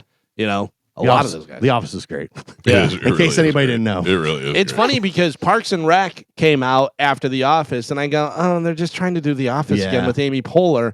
And it really wasn't good until Rob Lowe came in. I think it was the second or third season, and then it got really good. Yeah. Like it was really funny after What do you think about this new Suits that's coming out? Yeah, I don't know. We'll have to see. Because they say Harvey's makes appearances. Right. But I don't. The thing is, you got to love the characters. If you don't love the character, and I don't love that one guy that they're showing already. Yeah, I haven't actually seen the clip. I saw like a still of it the other day, and I was like, I don't know. I'll have to see. We saw a commercial a couple days ago. It's not. It doesn't show anything. It just says Suits LA and it shows palm trees and stuff out the window. No, I saw one where they show the character. Oh, really? Yeah. My wife's very excited for this. Yeah. I mean, I'm gonna probably watch it. I was very much made fun of Galvin for watching Suits in the beginning. I compared it to the Great Rizzoli and Isles, and what was the other show? Not Rizzoli and Isles, but Tanner and Bush. I don't know. There was another one. Bash and damn. Oh, what was it? Turner? No, it was Bash and you're right. Franklin and Bash. Yes, Franklin and Bash.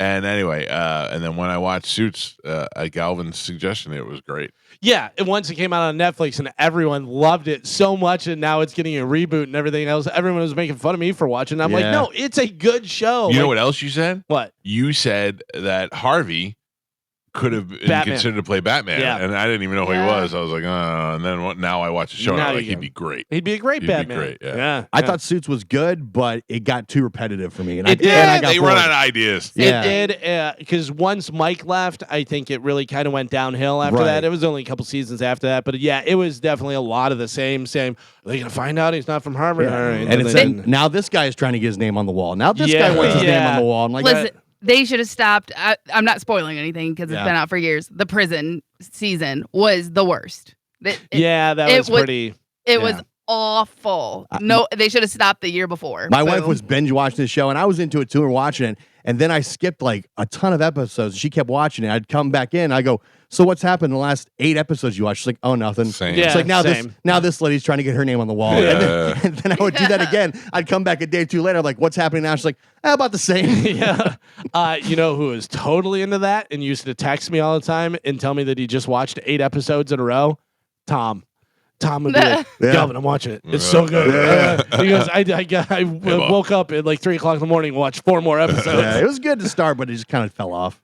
Yeah. I would like to go through a little bit of this guy's anthology because happy birthday to the great Phil Collins. Oh, Phil Collins is 74 years old today. Drumeo put out a kind of a documentary thing that they did about Phil Collins. Phil Collins really can't play drums anymore because he's old and he's got some problems and stuff. But his son plays drums, and they set up his old kit, and like he shows him how he plays the drum fill from In the Air Tonight, and he's like, nope, you're playing it wrong, and there's a different thing. He was so good because he started out as a drummer. Like whenever Zeppelin got back together, they were like, hey, Phil Collins, come and play Farm Aid or Live Aid, whatever it was. Had him play drums for him, which was crazy. Yeah. And just him singing and playing drums at the same time. People lose their minds. So Phil Collins would be live in concert, and he had a great drummer that would play, and then In the Air Tonight would come out, and of course, the biggest drum fill of all time. And the drums would rise from underneath the stage, and then he would go back, and he said, right as it would do it, he'd be singing, he'd be walking, then sit down, and do that. One time, the drums didn't come up, And he goes, so I'm walking, and it's all timing. Right. He goes, and I'm walking, and there's a pit area where the drums are supposed to come up. They're not coming up. He goes, there's nothing I could do. I jumped into it, and he played it, and nobody saw him. He was down in the pit thing. Yeah, it was hilarious. You know who hates it? Who hates what? The song? Who? Robert Plant. Yeah. And I love Phil Collins' Genesis. Like, I love when he was singing. That's when the good stuff was there. Yeah, because prior to Phil Collins singing with Genesis was Peter Gabriel. Yeah. And they were really kind of prog rock and really different and weird. It's a lot like Fleetwood Mac. Fleetwood Mac was very much a blues band before Stevie Nicks joined. Yeah. You know, I mean, they were like bluesy, and then she joined and they became what they became. Yeah, it's weird to hear like old Genesis. You're like, this is Genesis? It's wild. There are so many songs that we didn't play that are here that are so popular. I mean, Phil Collins may be one of the most accomplished musicians of our time. Do you know why that drum fill is on In the Air Tonight? Because it has the electronics drums, the little Casio. Right. That, do you know who told him you need live drums on there? No. Ahmet Ertegun. Oh, really? Yeah. Yeah, he said, you're a drummer, you need it, you need something there, you need a big fill and stuff. And Phil Collins said he did a few different fills, and that was the one that they went with, and it just worked out. Would that song be as big as it was without Miami Vice? Yeah, I think so. I mean, that, definitely helped, but it was already out there. Yeah. I don't know. It happened in my generation, and it was associated with Miami Vice to me. I mean, that episode where it aired with this was Miami Vice was the biggest show, and it was great. Yeah, yeah. One of the greatest stories about a song in a movie or in a show, whatever, is Survivor with Eye of the Tiger. Yeah. That Sylvester Stallone called the singer from Survivor and kept on calling him. And the guy was like, there's no way that's Sylvester Stallone. And then his manager called him. He goes, Sylvester Stallone is trying to get a hold of you. He has a new movie that he's writing, and he wants you to do a song for it and stuff. So he said, all right, we're going to write a song. He got together with Survivor. They took whatever it was, 4 weeks, wrote a song. And they were like, here's the song that we have, whatever. And he's like, there were supposed to be 2. You're supposed to have 2 songs. And they're like, all right. And they wrote something real quick. The second one was Eye of the Tiger. That's so funny. Isn't that crazy? And they wrote it like in couple days, a couple hours. Yeah. Like it just came to him. Which most songwriters say that's the biggest hits are the ones that come to him in like 10 minutes. Yeah. Well, happy birthday, Phil Collins. Yeah. Speaking of music, Sunday's Which, no matter how big of an artist he is, we'll always think of Phil Collins. We always think what? Phil Collins? Yeah. What his wife said. Oh, yeah, that he stinks. He stinks. He doesn't take a shower. Yeah. Because he really looks like an old grandpa now, where he's got like, Phil Collins. Well, what age do you stop wanting to take a shower? I'm 53. Wait. I mean, I like what? old people. Old people don't shower a lot. That's why they always stink. Think about it because they fall. Yeah. That's a very, very... That could be it. They fall and they don't really do anything, so they don't perspire. They're not sweating, so they don't smell. But also getting in and out of a tub, unless you have a walk-in shower, that lift of the leg and climbing over the tub is very dangerous. And it's slippery surface and getting out. Yeah, it's bad. I remember when Spanish told us he didn't take a shower for like 6 days. I was like, what did that I'm pretty sure it was 9. No, it was 2. It was like going on like 2 weeks. That's insane. And he thought we were weird for pointing that out. Yeah, like I've gone a couple days where you're like 2 days and you're like, oh, gross, I gotta take a shower. Yeah. But yeah, if you were like 9 days, that's wild. No, I mean, I'd smell myself. Yeah. And I don't, it's weird. It'll take me a long time before my armpits stink, but the rest of your body stinks too. Especially in Florida. It's hot. Yeah. It's humid all the time. Are you like this? I have to wash my hair before I go and get a cut. I don't go to, I have to take a shower. Yeah, I don't want to have like dirty hair. Yeah. Yeah. And I have a dry scalp as it is, and I already feel self-conscious about going there and having dandruff. You know what I mean? So you're right. I usually take a shower beforehand.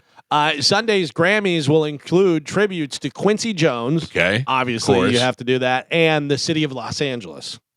So I would imagine they're going to have... it's all songs with the word fire in it. California. California. I don't know whether you're going to be excited about this or you're going to be mad at this. Okay. Netflix is rebooting Little House on the Prairie. Excited.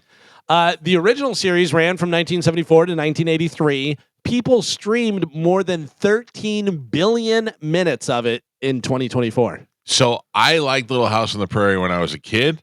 I've tried to get my daughter to watch it now. She has no interest in it, but I think also because it looks old when you watch it. like Carmen says, not in HD. You really have to find the right cast for that because Michael Landon is going to be hard. You're going to be hard to find somebody that is that likable. Yes, but you get that Pa Ingalls, and then of course you need a good Laura Ingalls, and then you put in, even though it was old school frontier time, you need technology. You need to make something in the show, like, because even then it looks movie set. Now you can make it look like they really live in the woods. Oh yeah, you know. Oh, I thought you were saying put technology. I'm like, what are they? Oh no. I mean, I'm saying like now, like before, you could tell they lived on a movie set. The whole show was shot on a big set, out in the middle of nowhere. Now they can make it look like it's like Mike Pa had this cabin that I was like envious of the cabin. I'm like, that thing looks great, but in reality, it must have been garbage. Oh yeah, and they had no plumbing in there. They had no heat. They had no nothing. Yeah, cracks in the roof and everything. Yeah, right. So if they make it now like a little bit more like this, what's that show on Netflix now? The American Frontier. Yeah, the Primeval. And that's that. If they make it look like that, it'll be more interesting, I think. Yeah, I remember as a kid when Little House on the Prairie would come on, I'd be angry because I didn't like it. And because there was like nothing. If something came on TV, Carmen, you couldn't just like change a channel. You had to watch it. You had like 3 options. Oh, So it's like, I was there, Gio. I was right there with you. yeah, okay? so it came on. You're like, oh, now I have nothing to watch. But I want to know why this show made you mad. Because you were stuck watching. Yeah, you were stuck watching. I'm like, oh, I don't like this. This sucks. I just remember you not didn't like it. Yeah, I remember not liking it and being like, oh, this stinks.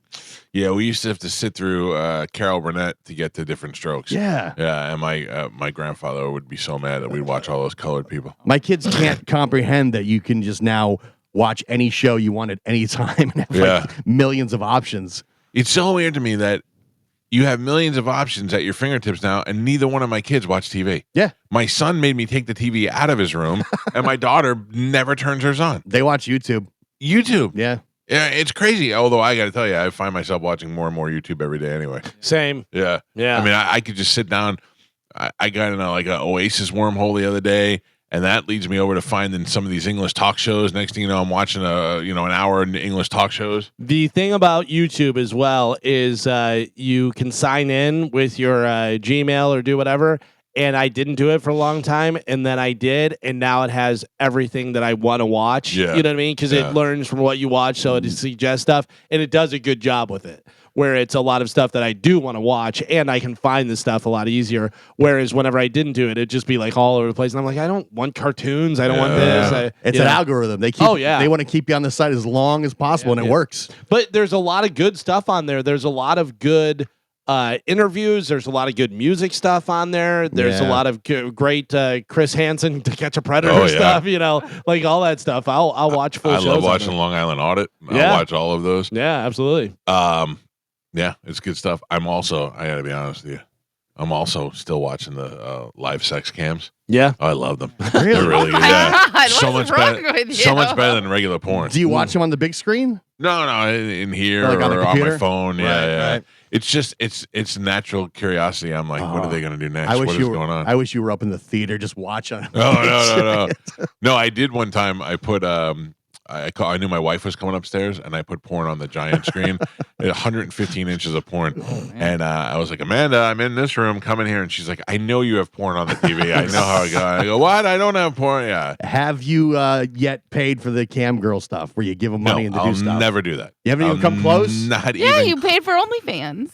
No, I paid $3. That's the cam girl, like you pay as it's live and do stuff. Yeah, I've never do this. I've never unlocked anything on OnlyFans. Like I've never paid more than $3 a month and then paid like $30 to watch a video. I've never done any of that. okay. And I would never. There's at any point during the day, there's 2,000 people live on the camera. If you don't see something you want in one, you just click over to the other one. Right. And it's all there and it's all free.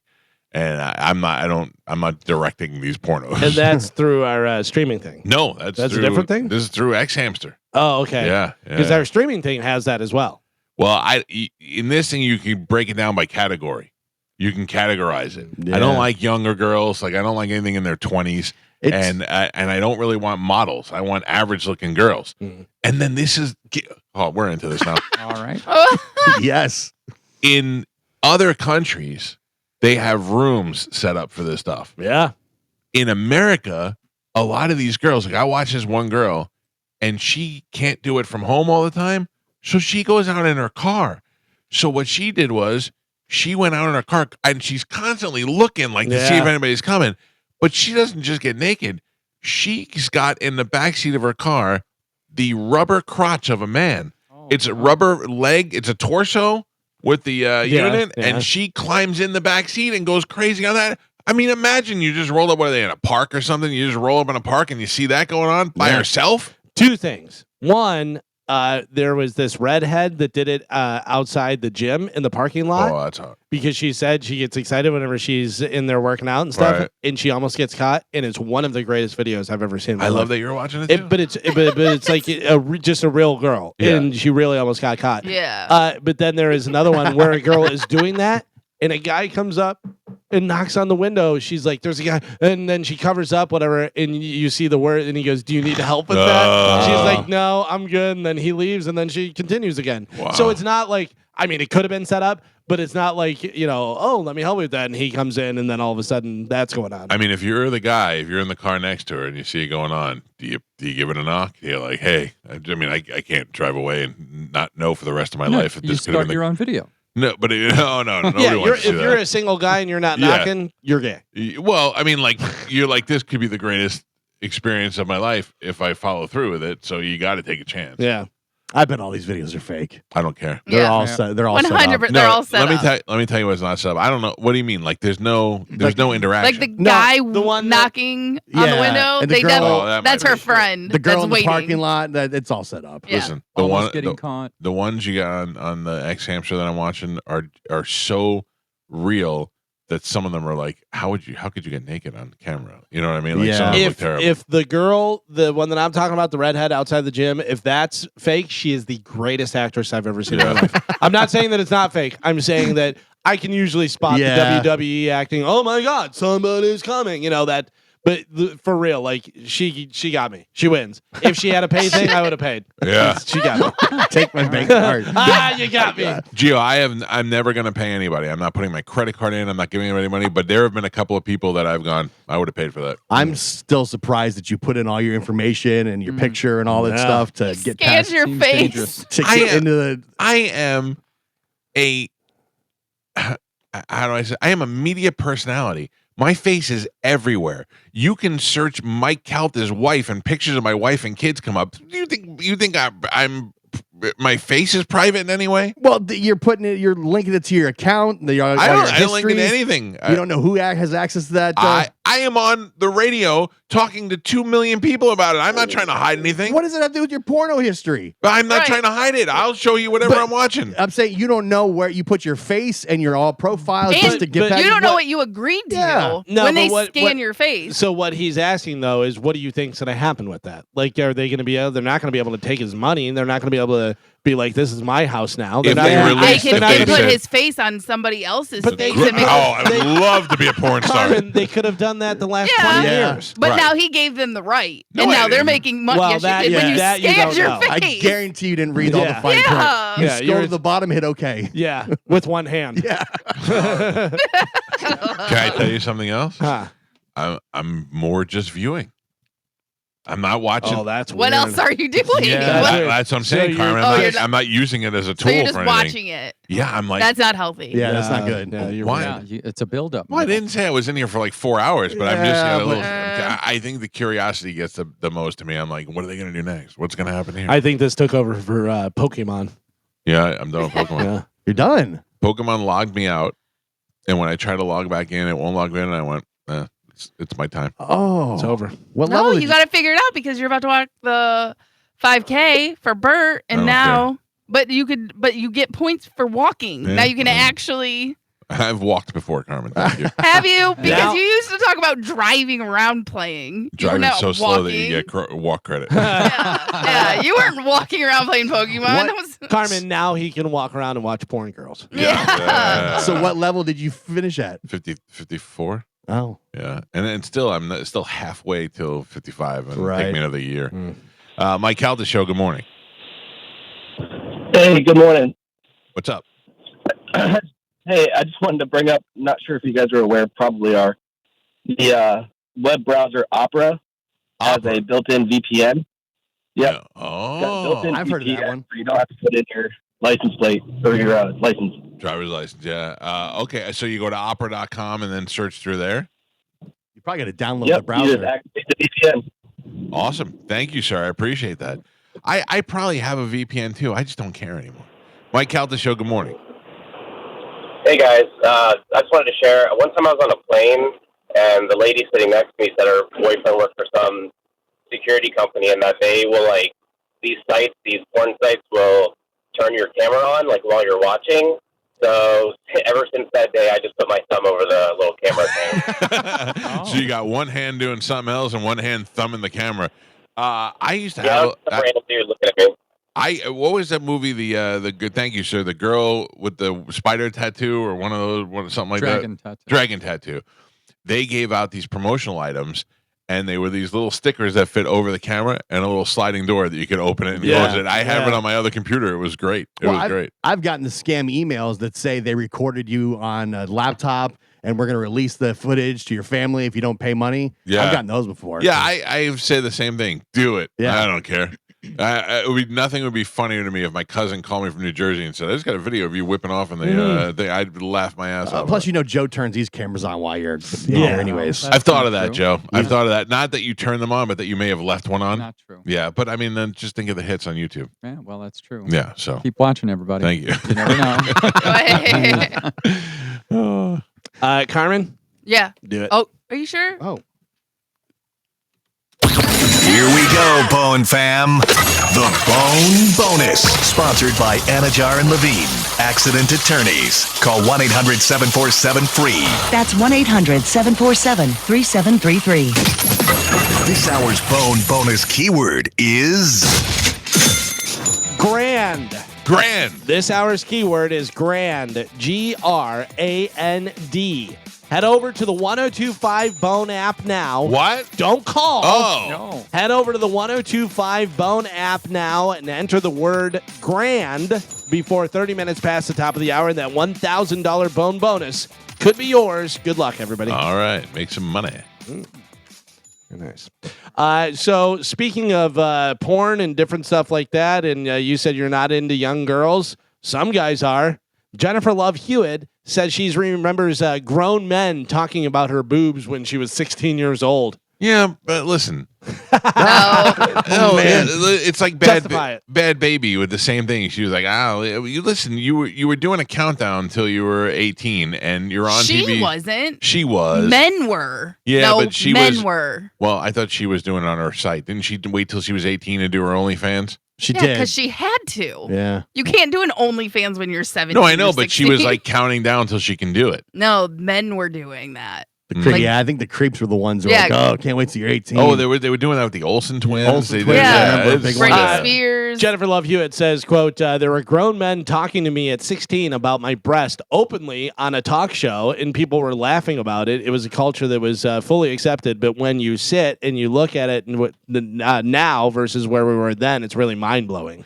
Yeah, nothing would shut it down more than her going, you guys know I'm 16, right? Yeah. Like we Back then, interviewed that kid from the Middle, the one that was Yeah, that little Brick. remember Brick from the Middle. He had a little he's got a little developmental disability. And Spanish was interviewing him, and he asked him if he was a virgin, and it was funny until he was like, I'm only 13 or 14 or whatever, and we were like, oh, now you just made it weird. but that's also back then. Like if they were to do that, or be stuck up or not answer questions, then they weren't going to get the interviews, and they weren't going to be put on those shows to help promote their movies. The wildest thing is the compilation of women trying to rape Justin Bieber. Oh yeah. When he's like 13 and they're trying to kiss him and do stuff. There's that one video out there of Demi Moore Making out. with that kid that's like 15 or something, Yeah. and she's making out with him, and he's happy about it, but he's also a 15-year-old boy, and it's weird. She was so on drugs and Oh, she was alcohol, just coked out of her mind. and really that was the best day of that kid's life. I'm So sure it at was. what point you're like, well, this is wrong, but it's so right. Yeah. So right. Yeah. Well, there you go. Talk about Jennifer Love Hewitt boobs. She's 45 now, so you can talk about them. Oh, good.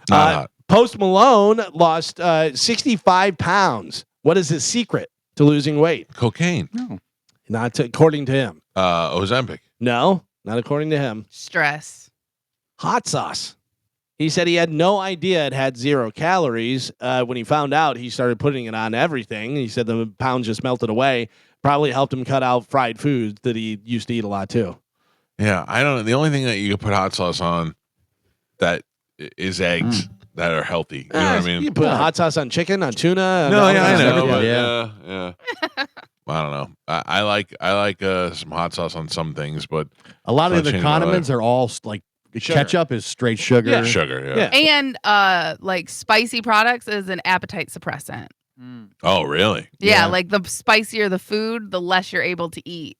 Oh, you'd be surprised. Yeah, Challenge is on. So Kevin Nealon is coming in next week or the week after? The end of February. End of February. He's going to be coming in. Has been in quite a few times. Has not been in about 10 years. Right. Maybe a little bit more, but had been on several times in a yearly fashion. Like every year he would come on. And I know you remember because you've talked about it before where he had some heart problems. He had an AFib heart where his heartbeat was off. I like Kevin Nealon. I saw that he was coming to town, and I was excited because he hadn't been on the show in a long time. And Kevin and I had sons born around the same time. And when he'd come on, we'd talk about the progress of the kids and being a father. And I enjoyed speaking with him. But this clip, I got to tell you, it kind of bugs me a little bit. Not so much Kevin, but stupid David Spade. But we'll play it and then we'll talk about it. Kevin Nealon remembers being on the show as well. Sure Here does. is Kevin Nealon. He was on the podcast Fly on the Wall with Dana Carvey and David Spade. Take a listen to this. No, I remember one time I was in Tampa, and they had one of these DJs or radio personalities. That are just morning zoo kind of guy, high energy. I mean, pause that right there a second. But morning zoo kind of guys. I mean, you've got to be. First of all, we weren't even on in the morning. And let me tell you something. I am not high energy in any capacity. I've been called boring a lot. All right, go ahead. And I go in there, and I was going through an AFib episode at the time, and my heart was irregular. And if it goes too long, you got to have it shocked back, And I don't have that anymore, but at the time I did. And he goes, "How do you get rid of it?" I said, "Well, you got to be kind of shocked back, with the paddles." And he goes, "Oh, that's crazy." And then like a minute later, he's got an air gun under his desk. He sounds off the air gun. I almost fell off my chair. He goes, "Did that work? Did that work? Did that work?" Oh, he's trying to actually get you back to life and shock you. And a medical procedure that could have killed you. It could have killed me, but on the way back to the hotel, I actually did go back to regular sinus, as they say. Shock jock cures comedian. Yeah. Let me tell you something. What bugs me about this is that he said some morning zoo high energy guy. That couldn't be further from what we are. But anyway, just take that. Say that was gay. Kevin Nealon had been on the show so many times that he remembers he was in Tampa. He remembered he got horn blasted. It wasn't an air gun. It was an actual horn blaster that was underneath the desk that horn blasters built into it. And we use that a lot. And it was clearly memorable because he still remembers it 11 years later. The other thing Kevin left out is that he had been on the show so many times. At one time, we actually had a banjo there for him when he came in to play the banjo. Right. There was a time that he told us about our pension plan because he was involved in that meeting. Yeah. Like he'd been on the show so many times. There was a time where stripper midgets ran between his legs. Oh yeah, when Chris Jericho was here. You're right. I forgot about that. So it makes me laugh. But that's not even. I don't even care about the morning. It's that David Spade goes personality. Oh really? Really? It's so funny to me. All of these people who crap on morning radio guys, but yet we're the first people they come to when they need to sell tickets. Mm-hmm. Like is Whitney Cummings on Friday? Yes, I think so. So I have never had Whitney Cummings on this show by design. She is somebody who I find very funny. She's somebody who I find very attractive. I believe that she is a comedy force, and she is hugely popular. You may wonder why she's never been on the show. We've been offered to have her on the show before, and I have said no. And in fact, the guy, what's his name? Alan, the guy who books a lot of the comedians on the show, he said, "Really, you're going to pass on Whitney Cummings?" And I said, "Yeah." And he's like, "I really thought you guys would dig this one." She was like at the height of her fame. And I said, years ago, Whitney Cummings was on Howard Stern's show and said that she loves doing his show and hates doing morning radio. She hates going into local radio and doing it and just crapped on local radio. And I said, okay, cool. Then she never has to come on the show again. If she hates it that much, then why should she do it? And then as time goes on, I realized she's right. Most morning radio is terrible. Yeah. And it's terrible to comedians, and it's terrible to female comedians, And I got it. And then I was telling Tom Segura this last time we had her on the air, and he was like, "Yeah, she's great. You'd love her. You guys would get along great." So Friday, Whitney Cummings will be on the show for the first time, and I will apologize to her. Oh, you're gonna apologize? I don't think we realize how bad some of the radio is out there. Yeah, it's bad. I don't realize it because we're a lot different from it. I mean, granted, we're radio. We have some similarities, but it's like we talked about with the news people, how you used to say news people look down on us. News people look down on radio like they're above radio. Yeah. And the truth is that news, local network news, is probably the least important thing on television right now.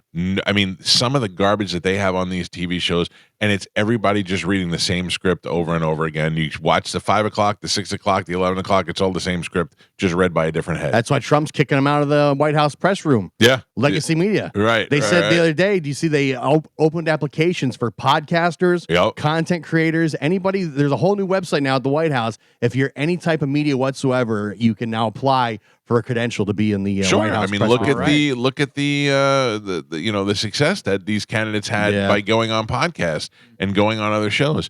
I mean, look, even presidential candidates have come on this show during election time. Local radio reaches the market that they're in a level that no one else can reach. You're getting more listening time on a local radio show than you're getting on viewing time of any television show. I think our show is different because we're all talk.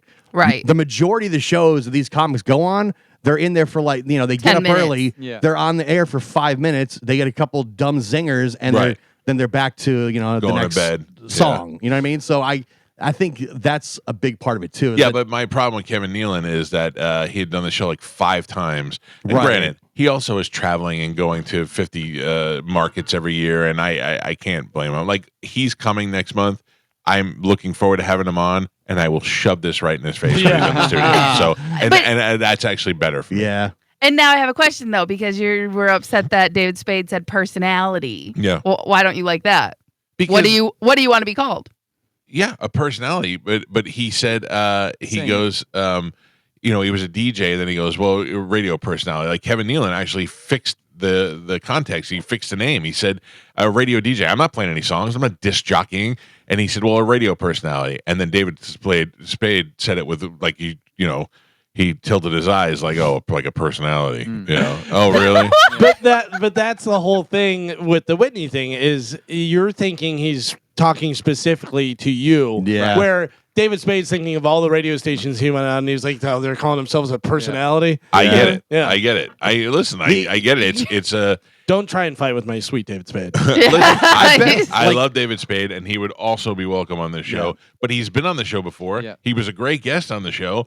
And then he says something like that, and it just totally bugs me. But I'm also a baby. But probably 9 out of 10 shows they do, it's a horrible experience on their end. Yeah. Probably. So it's like you get lumped in. Yeah, we all get lumped in with everybody else. Tell us your jokes so we can set them up for you. Right. It's got to be a horrible experience. Robert O'Neill, the guy who killed Osama bin Laden, he came in the studio and he did an interview with us that was probably about 45 minutes long. And, I know that he's told that story a million times. He wrote a book about it. He's done it on TV. He's done it on podcasts. He's done it on Rogan. He's done it everywhere. And then when he got off the mic, he was with his people and he was with Chad Chronister. And he said to them, like away from us, but I heard him, he said, I've done a lot. He goes, I've done that a lot. This was one of the best ones I've ever done. Yeah. That kind of stuff makes me happy. Now that Rob O'Neill gets on the air and says, yeah, I was doing this DJ show in Tampa, that would bug the hell out of me. It would bug the hell out of me just because. Specifically you. Yeah. It just bugs me. Like Kevin Nealon knew he was in Tampa. And he knew he was horn blasted. And he knew he'd be on the show. But he doesn't probably know what my name is. And back then I was probably Cowhead anyway. Right. Which is really makes me like a wacky morning I radio think DJ. this goes back to my argument that everybody just looks down on us. Yes. You're right. Warranted or not, that is the general consensus. And I think it's because 90% of the radio personalities out there suck. Right. I ask these comedians or these touring actors or whoever's on, who are the other shows that are good? And they always say the same thing. Yeah, and it's always the shows that are similar to this format where we can talk, we can long form content. You're not just in between 2 songs for 4 minutes. Hey, tell me jokes, Mark Norman. Right. That's got to be a miserable experience when you've gotten up at 6 o'clock in the morning. I have to tell you, nothing puckered my butthole more than when Galvin sent me a clip of Theo Vaughn and Shane Gillis talking about us. when he said on the clip, he said that morning radio stinks and that it's pretty much dead. And Theo Vaughn said, except Florida. He's like, Florida loves his radio. Yeah. And Shane Gillis said, Calta. And for a second, I was waiting for them to go, no, God, no, don't say anything bad. And then Theo said, yeah.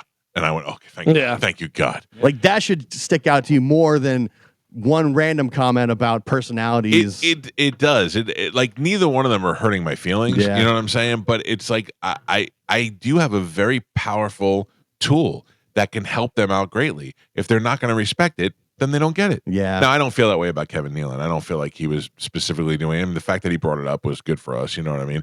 But I feel like the ones who take it for granted then you're not getting it. Yeah. That's how I felt all these years about Whitney Cummings, and now I'm going to apologize to her on Friday. So you never know. That is it for news. Oh, okay. That's it. Thanks. We'll take a break.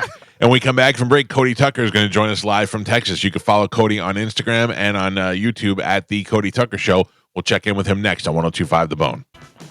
I got a lot of things still left to talk about today. The Deep Inside the Music guys are coming on, but right now we go to Texas, and we welcome our friend Cody Tucker back to the show. Cody, how are you, buddy? I'm good, man. How you doing? Cody, explain this to me. I just found this out this morning. A new Jurassic Park movie is coming out. Yeah, I know. I know you don't like the new one, but what is this one? I mean, at what? Let's look at it. You had the first one, which of course is the best one. Then the second one was with Vince Vaughn, right? That's where the dinosaurs come back to the mainland, to San Diego. Okay, Yeah.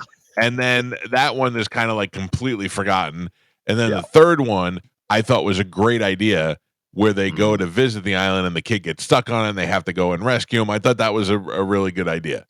Yeah, I kind of like the third one. Then there's the one what they're like, I don't know, at one point they're auctioning off dinosaurs at some point in one of the movies. Yeah. That's the second of the new ones. So there's Jurassic World, which is and then there's Jurassic World like something, Judgment Day, I don't know. And then so the last one I watched, though, the dinosaurs live among the people and they're running rampant, and sometimes they're killing people and sometimes you can survive with them. Yeah. So what is this one about? I do not know, but I'm pretty sure Scarlett Johansson, I think, is in it. Yes, and they make her hair where she kind of looks like the other chick that used to be in it. Yeah. This is weird. The last one, it's gonna be Dominion, was horrible. I liked it. There was the one where they had all of the people in it. They together. had the original cast back, and it was the plot. But it was the worst. original cast. It was the Chris Pratt cast, and it was like all. I don't know. I watched it one day and I went, "Oh, that wasn't as bad as I It was thought the it'd be." Locusts was the main plot, and it made no sense. It was garbage. I don't know. It was a visual thing for me. So yeah, the locust part's wild. I'm terrified of grasshoppers, so that really. Why? What we learn something new about you every week. It's my biggest fear, besides, death. Grasshoppers? Yeah. Yeah. In hundreds or just one? Singular. Really? Singular grasshopper is. I'd rather be in a room with a lion than with a grasshopper. Do you know nothing would make me happier than to release grasshoppers into the room that you're in right now? Yeah, I'm actually regretting that I ever said any of this, to be honest. Cody's not going to open the next box you send. Oh, yeah. Yeah, next no, I would Christmas. not. I would never do that to you. The other thing is I watched a video with a guy, I don't know, you might have seen this, that stepped on a grasshopper and it had a giant parasite worm inside it. Oh, yeah, that kind of grossed me out a little. Jeez. All right, what do we got this week, Cody? So got some a little naughty history, I suppose. All right. Always a good time. So going way back for the first one. So on October 31st, 1501, Pope Alexander VI and his son Caesar Borgia held a party at the Papal Palace in Rome. They invited about 50 prostitutes. Pope. Oh, yeah. After dinner, there was a competition to see who could sleep with the most prostitutes. Yeah. They also played a game where a bunch of chestnuts were thrown on the ground, and the prostitutes had to compete to see who could pick up the most chestnuts using only their genitals. Yeah. We've done that before for concert tickets. And just a little side fact, if you're unfamiliar with who Caesar Borgia is, he is the man that Leonardo da Vinci based the painting of Jesus Christ on. Oh, geez. It's the same it's the painting that it's the most common depiction of Jesus. So that's the Pope had a son for starters. Yeah, and then had sex parties. Different. Yeah, much different. Things were a little different in 1501. Cody, I have 9 Inch Nails tickets to give away, and they're sold out immediately the minute they went on sale. Oh, yeah. I would love for the first girl that could do the chestnut trick would get those tickets in a second. I'll tell you, if any band's fans could pull something like that off, it'd be 9 Inch Nails. Yeah, like I feel like 9 Inch Nails fans have done that before. Yeah, I mean, I'm a 9 Inch Nails fan. And I mean, I could probably pick one up with my, record. Yeah. I'd watch that. I'd watch that. Yeah. Let me ask you this before we get to the next one. Okay. We've talked about porn before on the show, and you've interviewed a lot of the porn stars. Do you? I've been talking about lately how my new obsession is live cameras, cams. Are you into that? No, not really. I like a good, heavily produced, Oh, really? With a storyline and all that? Oh, yeah. Love a good storyline. I mean, it doesn't have to be a good storyline. I just like a storyline. I like ones that are kind of funny. Like I'm stuck. I'm stuck in the washing machine. How am I going to pay for this pizza that I ordered? Yeah. Yeah, it's always, I like a good scenario. Yeah. No, not me. I want right into the action. I want surprise. I want to be like, that wasn't supposed to go there. Those sort of things. Oh, yeah. Well, that's a good time too, I suppose. Yeah. All right. What else you got? All right. So I got story about a woman named Inga Arvad. You probably have never heard of this person. No. I had never heard of her either. So Inga Arvad was a woman from Denmark. She was a journalist who, in the 1930s, became very good friends with a fellow named Adolf Hitler.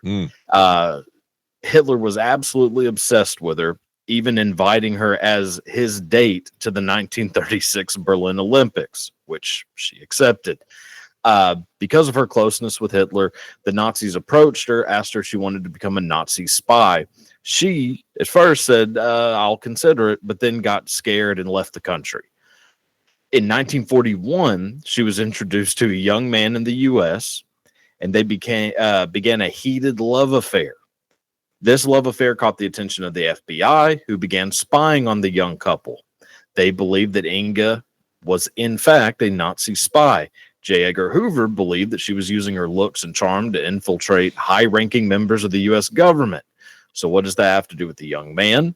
Well, the young man was the son of the former U.S. ambassador to England and massive Nazi sympathizer Joseph Kennedy. Oh, wow. Yeah, that young man was a 24-year-old John F. Kennedy. Wow. Yeah, there's apparently still tapes of them getting it on because they've learned nothing. She was not a Nazi spy, but they do have all these tapes of them just going at it. That's crazy. Have you, by any chance, watched the new show Paradise on Hulu? I have not. No, I've heard it was really good though. Pretty good. Yeah. If you get a chance to check it out, it's about the inside the White House, and there's another bigger picture that I don't want to spoil it for you, but okay, it's a good show. But it reminded me of that. There's some stuff going on with the president there. All right, if you want to get more of Cody Tucker, you can go to Instagram at the Cody Tucker Show, and you can go to YouTube, same thing, and find him there. Very informative, very fun stuff. He's been putting out some really great stuff lately. You can find all those clips on Instagram. And Cody, good to talk to you, and we'll check in with you next week. We'll be at the Super Bowl next week. What's that? We'll be at the Super Bowl next week, so we can get on the phone. We'll probably be able to connect like this. We'll probably be better because we'll have the Wi-Fi. The way Gio just slow blinked at you makes me think you don't know what you're talking about. Yeah. Wait a second. Aren't we going to have Wi-Fi there? Yes. So why wouldn't we be able to just connect? Yes.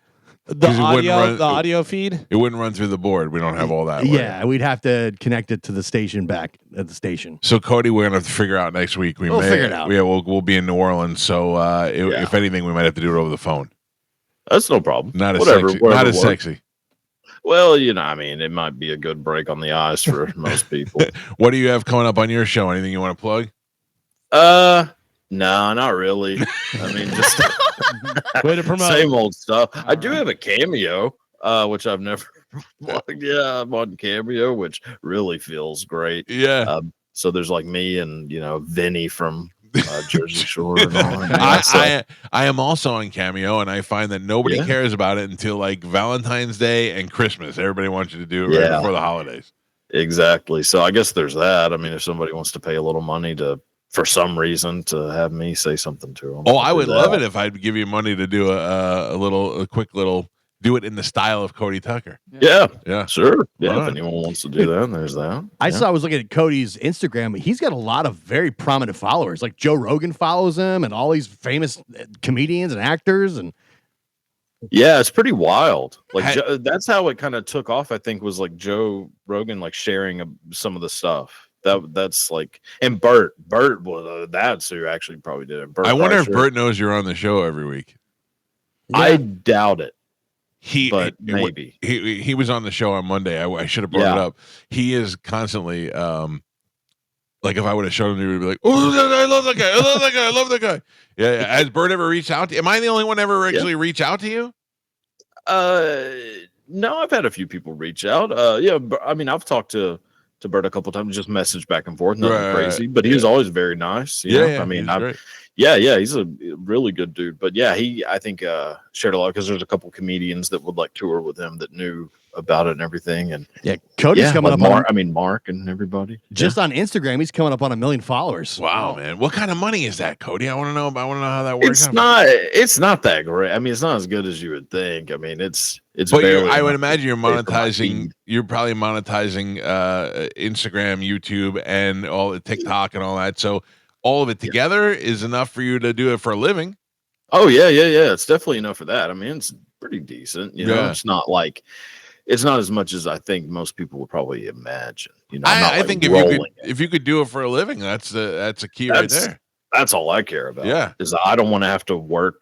I don't want to be a telemarketer again. Right. Oh, I've done that too, buddy. We were talking about that yesterday. I've done that too. What do your parents do? Mom's a nurse. Dad is an upholster. Do they get what you do? No. Right? I don't think they really know. Really? Exactly. What do they think you do? I don't know. Probably OnlyFans. Picking up chestnuts. Yeah, picking up chestnuts, walnuts, things like that. I will tell you, I enjoy having you on, and our audience really, the feedback is great. So I'm glad we hooked up, and we'll check in with you one way or another next week live from New Orleans. Yeah, whatever works for y'all, man. All right, brother. Have a good week. See you, Cody. Sounds good. Y'all have a good one. See you. There you go. Great, Cody Tucker. Funny, man. He's good, that kid. Couple of things I want to point out before we go to break. Yes, I absolutely am dead serious about doing the chestnut thing for 9 Inch Nails tickets. If you're a woman out there and believe that you have the genital strength to pick up chestnuts like the Pope people did back in the day, let me know and we'll work something out. And two, I would love it rather if there was a race. We put 10 chestnuts down the road, 2 women, whoever picks up the most in the quickest amount of time would be fantastic. Or pick it up, put it in the bucket, pick it up, put it in the bucket. That's even better. Yeah. That's even better, Galvin. That would be great. Just let us know if you're interested, and we'll work that out. Where do you get chestnuts? Just like Publix? They're around. They're running open fire. Yeah. Yeah. They're just roasting. You go grab them. Yeah, I mean, we probably have to order them, or it doesn't necessarily have to be chestnuts. Golf balls would work. Ping pong balls. Any of those. All right. Any of those walnuts. Round object. Walnuts. Yeah. Walnuts are perennial. You can get those anytime. I do want to talk about something that I can't believe. I shouldn't say that. I 100% knew this was going to happen. The amount of negative feedback from Adam Johnson being on the show yesterday is expected, but still blows your mind. Well, what blows my mind, Galvin, is the ignorance of people. The people who did not listen to the interview, but are automatically mad because we had him on, but did not care about his story or what he did. There were some people that said, I listened to him. I think if he wasn't there in the first place, he wouldn't have gotten in trouble, and I think he's a piece of garbage. Fine. You are 100% entitled to have your opinion. I'm not asking you to like him. I brought him on the show. I seem to think he's a very nice gentleman. He's way more intelligent than you think somebody that was there that day might be, and I think his story is very interesting. We talked to him right after it happened, and then we talked to him after he was pardoned to see how that would change his life. And we got into great detail about the time that he spent in jail serving time for the crime that he committed, which ended up being trespassing. He had no negative interactions with police officers. He hit no one. He did nothing violent while he was there, and he still served his time. And yet people were like, you support cop abusers. You support... Some guy actually said to me, I hope Grady Judd boycotts your show. I couldn't give two flying... Grady Judd's never been on the show. I've never asked him to be on the show. nor do I care what a sheriff of Polk County has to say or do. Now, I don't dislike Grady Judd, but what do you think? I care about that? You think that would make a difference in my life? Grady Judd to the show is the same as this show to Grady Judd. It makes he doesn't He care. doesn't care about us, and we yeah. don't care about him. Yeah, I don't understand that. I am. There is no person that is going to hit a police officer and get on the show to talk about it unless it starts off with, I did something terrible and I'm sorry. I would never promote that. I would never. But the amount of people that the ignorance on your part for judging something without hearing it, the people that listened to him and didn't like him and didn't agree and wanted to give me garbage, that's fine. But the one guy said to me, what criminal are you going to have on the show next? Ugh. And what really struck me odd about that was nobody's ever cared about the other criminals we had on the show. If we get a mobster on, the mobster who's killed somebody, the mobster who's beat somebody to death, the mobster who's ruined somebody's life, nobody's ever said, how could you put that guy on the air? Any of the guys from The Sopranos that have been on the show, even though they're portraying mobsters, and nobody ever cared about that. We've had hookers on this show. We've had all sorts of people who can be considered criminals. We've had people who are celebrities who have been arrested for much worse than Adam Johnson has, and nobody cares. But the minute we had this guy on because it was political, everybody lost their mind yesterday. It was great. I love it. And all you people who fight, my favorite are the people who, and that's why I don't listen to your show anymore. You don't listen to my show anymore, but yet you've managed to be on my Facebook page, know what was happening on it, and still went out of your way to comment on it. Nobody believes you. We know that you still listen to the show, and we know that you went back and checked the comments the next day and the whole thing, and your interactions on my page only make me stronger. So I'm winning at all of this. I don't understand why you think you're hurting me. Quite possibly one step further and even more dumb is the other day I put you've seen the picture of Trump where he's holding the thing where he has the bill that passes and you can write something in there. So on my Galvin Gamble's Instagram, I put, if a player gets injured and goes out of the game, the sports book should void that part of the parlay. An executive order. Right. Exactly. Funny. Haha. He's making a joke there. He's an idiot.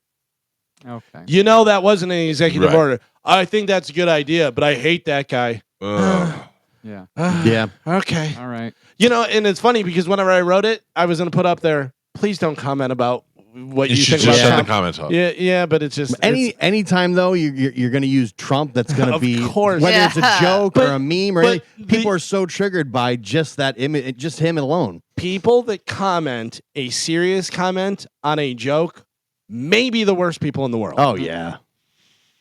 That's it's never going to change. Anytime anything with Trump is always going to be crazy polarizing from one side to the other. Do you know that I did not vote for Joe Biden? I think he was a particularly bad president, and I don't like the guy for any reason. Like, there's people who I think are bad at their job, but I kind of like them. They're kind of cool. Like we had Rick Scott on the air during the storms. We were specifically talking to him about how the senator from the state of Florida is handling the storms. You know what I mean? Mm-hmm. It was something that was important to the area. It was not an endorsement for Rick Scott or anything. But if they call me tomorrow and said, hey, Joe Biden is going to be in Tampa for a charity thing, we'd like to put him on the show. In a second, I would put him on the show. In a second. Yeah, I don't understand what you people think we do, but we're in it to talk to interesting people and make interesting things happen every day. And sometimes it's going to be people you don't like. Well, and the fact that people can't separate their opinion or their mindset. Like, do you agree with everyone on a daily basis? Yeah. No. So it blows my mind that people still feel that passionate about something, that if they don't agree with it, that you now become the worst person in the world because you don't agree with right. their You know how beliefs. fat I became yesterday, Carmen? Yeah. You know how fat I was? I don't agree with that guy. I don't think he was being entirely truthful, but I still sat here and I've been talking to him for a week to get him on the show. But it doesn't. You but can I can listen to separate him it. talk, and you can say, I think maybe he embellished a little bit, or I think maybe he held back on some of the stuff that he did, and make a decision, and then decide whether or not. And then afterwards, somebody else would comment, I know him. He's my neighbor. He's a good guy. He's a great guy. Great, super nice guy. I mean, never been anything but nice with us. And but the fact that I don't believe him and I don't agree with him him. It didn't ruin my day. It didn't change anything. Yeah. Like I listened to his story and then I made an assumption based on what I think he's saying, and then I go on with my day. You know what I mean? People that get so just like wrapped up and like, Yeah, listen to the information and then choose whether you believe him or not. Right, and then and don't get mad at me for putting him on because that's my job. Right, my job is to talk to people who are of interest, and he was definitely of interest, and he ended up being a great interview twice. Yeah. I did see somebody in the comments says there's way too many geos in these comments. I don't know what that means. That means, but that pissed me off. That means I get it. Liberal. That pissed me off. You know what it means. Yeah. I'm like, You're screw the that. worst. I'm like, I'm the one that got the guy to come on. Hey, Mike Olivero called me yesterday. Oh. And he said, if I could get it done, can we leave Monday after the show? Yeah, he's. And why are you laughing? Because I talked to him yesterday. Yeah. And he goes, hey, why are we leaving at midnight? And I go, I don't know, Mike. And he goes, but if we could do it. And I go, I don't know. I think there was something Gio said that we'd have to extend and then it's more money and da-da-da. And he goes, Jason Meter said, go for it and pay for whatever this, that. And I go, They haven't paid for anything. I go, Mike, I'm not involved in that end of it. I said, I would talk to Gio. I said, Mike, everything you're saying makes sense. And I was we were laughing about it. So he said he was going to get up with you. I said, I don't know. I had almost the exact same conversation with Oliver Me too. about that, and I get their way.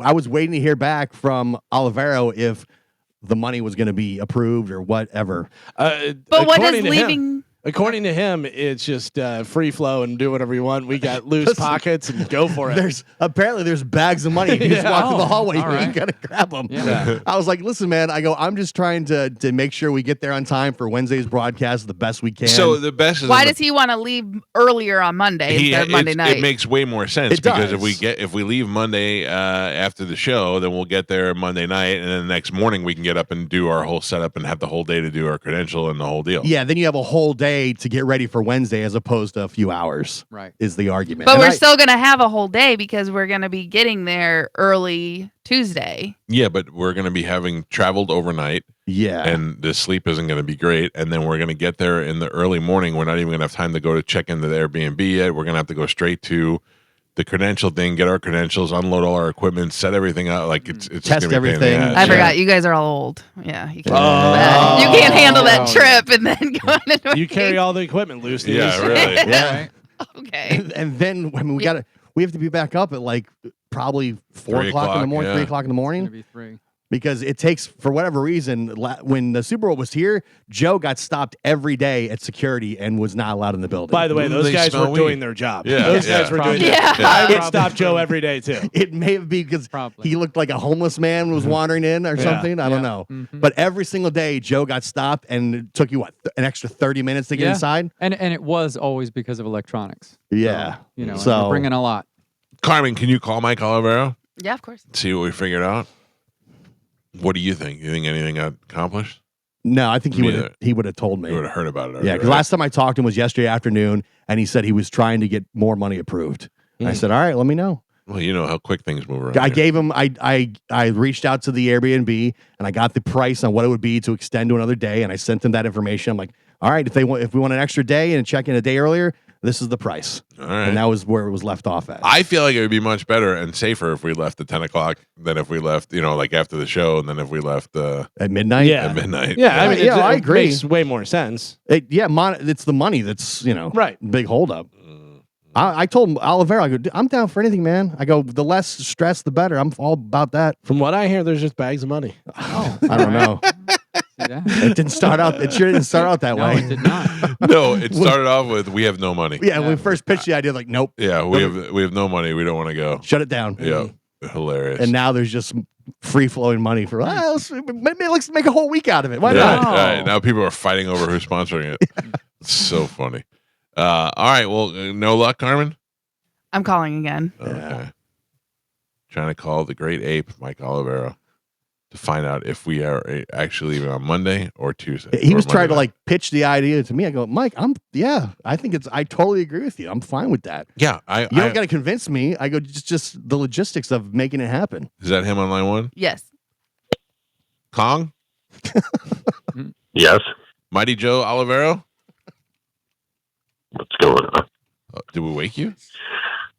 No, I'm in the office. What we're sitting here talking about New Orleans. Did we figure out, are we leaving on Monday or are we leaving on Monday night? The only way we can leave Monday is somebody would cover the extra money we have, which I can't get it covered. Why is it that you're the only one that thought that you would be able to get that covered?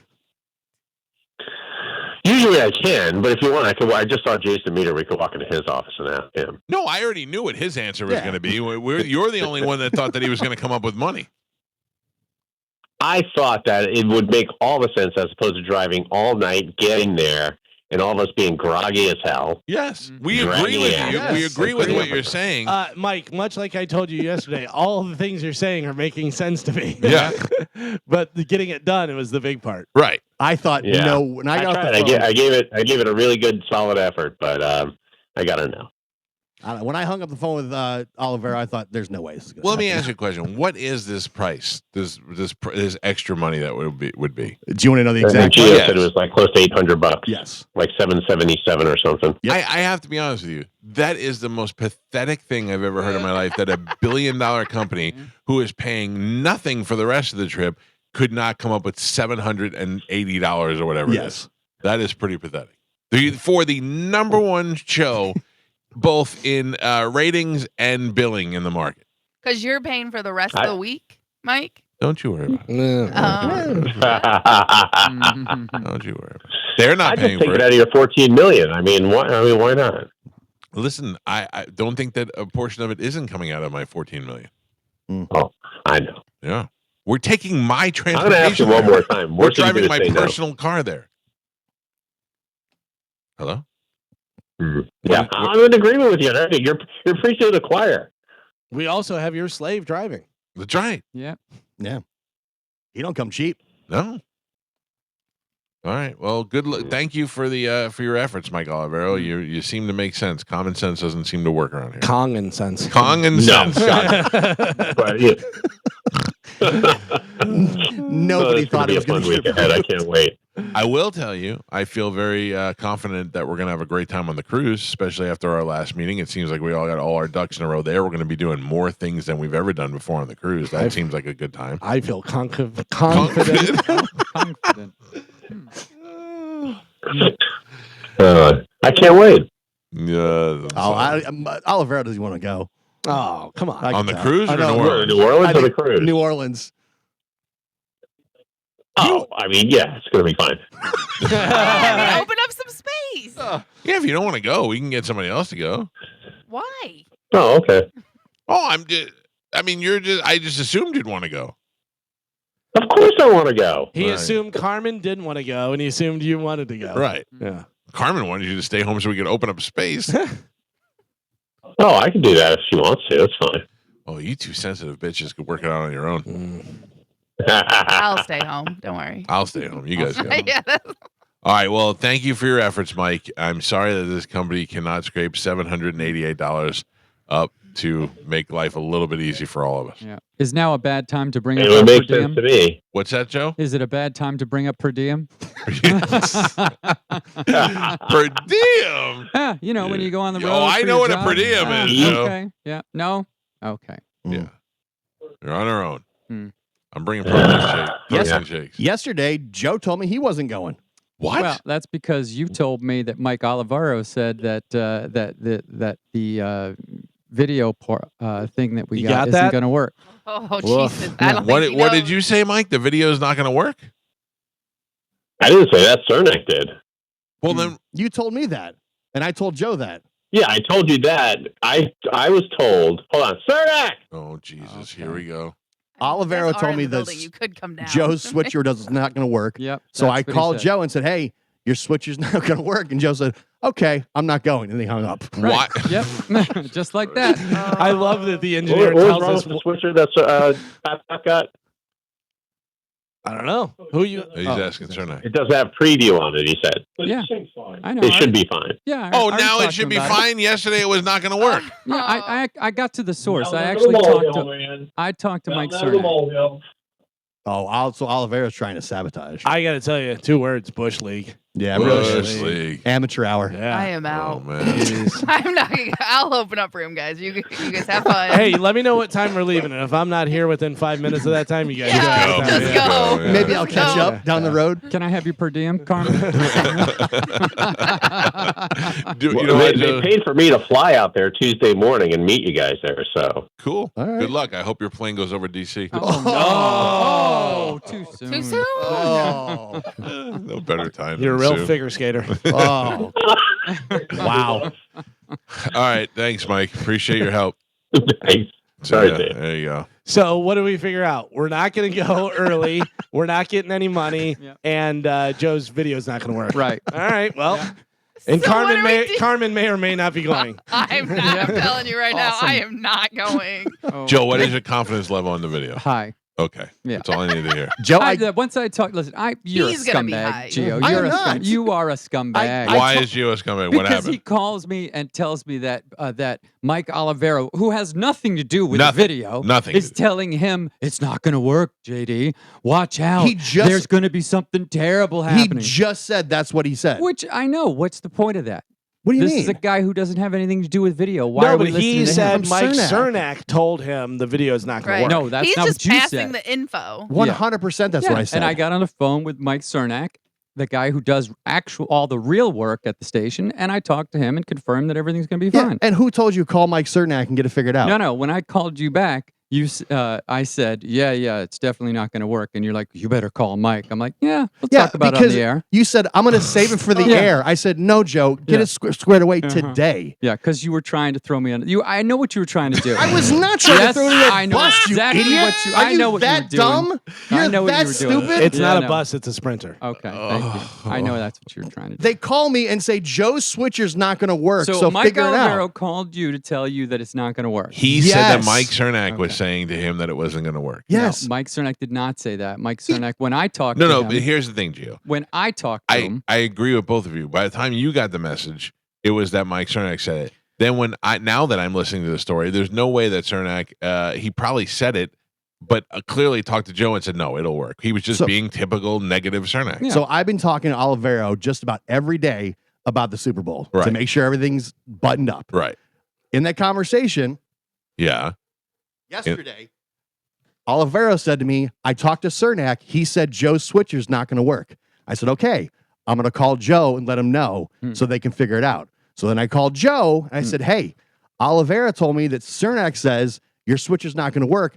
I would call Cernak and figure out what's going on and see what we can do. And that was the instead conversation. Instead of doing that, no, I And Joe definitely- said, no, I did exactly no, that. You Oh. said, no, Joe said, well, then I'm not going. No, that's not true. You said, I called Hold on, Cernak. don't No, interrupt me. Don't I interrupt called me. Cernak You- on the and phone with confirmed me- that it was going to work, on and the then I called phone- you back and I BS'd you. Right. Yeah. So here we're trying to work something out, and you're playing you're a dumb sending You don't think that Geo was- stress level through the roof, man. right. No, he wasn't stressed at all. He goes, I'm gonna just wait for the air. I go, no, Joe, wasn't we gotta figure this Yeah, out before to make sure everything is the ready to go. urgency in his voice right now is nothing like he was very nonchalant about it. You are the worst.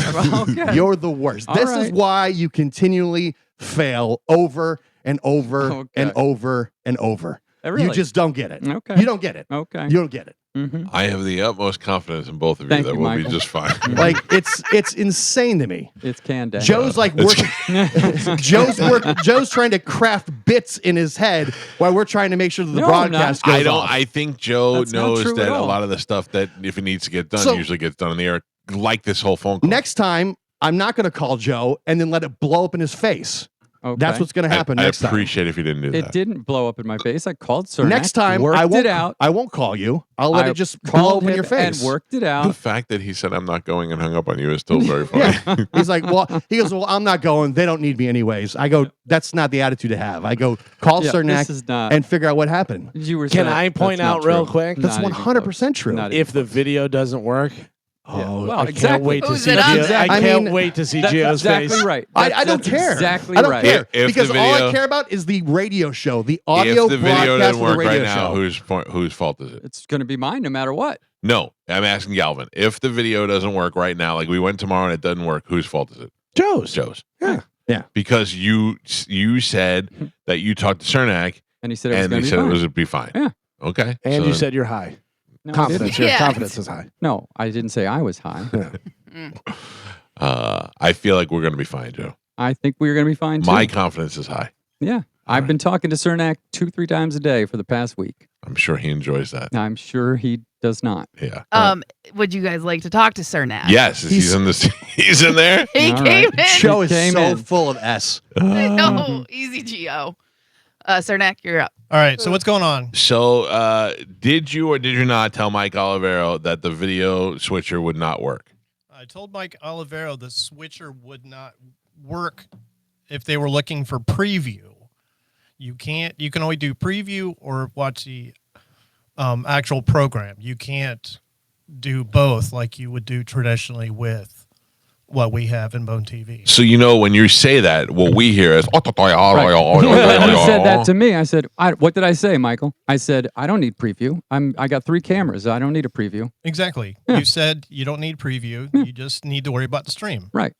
Case closed. Case closed. So done. so then Olivero panicked and called you. Yeah. And Olivero says He got you in a panic. he goes, hey, just so you know, they told me that Joe's switcher is not going to work. So basically, the bad person in this is Mike Olivero. So then I took it upon myself to call Joe and said, hey, man, get with Cernak because they're saying Olivero's telling me the switcher's not Which going I to work. immediately did. That Michael was- will confirm. That was the conversation. Yeah. His little bit that he had in his mind and all this That's other not a bit. garbage that he's pulling out of his ass and making up. Once It's again, nothing. once again, you have King Kong on top of the Empire State Building swatting Yep. at you guys over Bone TV. That's what it was. So we all agree Mike Olivero screwed this one up. Mike Olivero did. He's causing great problems between Gio and Joe right now, and trying to dump it on you. So basically, it all goes back to Olivero. I think you need to have him set in the toilet in a Sprinter the whole entire way up. If there was a toilet in the Sprinter, that would be fantastic because then we wouldn't have to stop. nice. I don't understand where the point where Joe seems to think that I'm trying to sandbag him. I did believe that. I genuinely believe I you did gen- believe that. I did genuinely Yeah. because I'm like, why That's- what if it wasn't going to work? Why wouldn't I have heard that from Cernak? I told you that Olivero told me. And I Yeah. said, Joe, I know. get with Cernak because this is what they're telling me. Which that I was the did. extent of our conversation. exactly what what I point did. of that is me trying to sandbag you? Well, Hey, Joe, get with Cernak. They're telling me it's not going to work. yeah. Joe always feels like you're Catoing him. Yes. Like you're, No. you're a saboteur. Yes. And I But even- it's never happened. I even said It's to him in never the happened. conversation, I go, I don't know anything about this. This is just what they're telling me. Right. And he goes, okay, well, I think I'm just going to I'll just bring it up on the air tomorrow. I go, no, man, call Cernak Right. and make sure that it's Well, he squared did. away. No, He you did. didn't have to tell me that. I called him immediately anyway.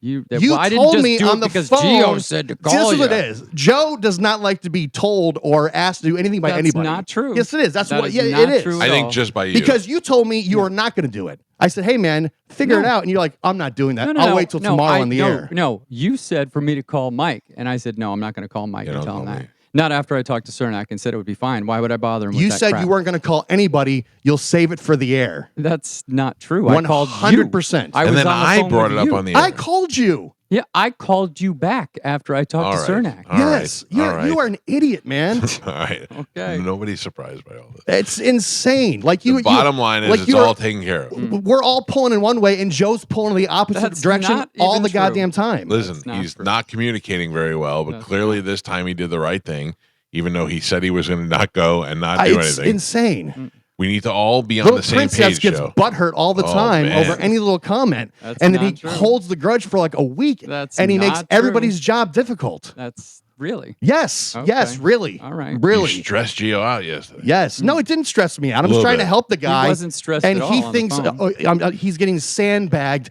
and everybody's against No, him. And no, I'm gonna. I thought I'll you were just trying to rile me up, At what point when I said that, I was like, "Hey, man, make sure we get this taken care of." which I did. I called Cernak. So how and is it that had riling nothing you to up? do with it. How's it riling you up? Because it's not, is what it is. It's not. Okay.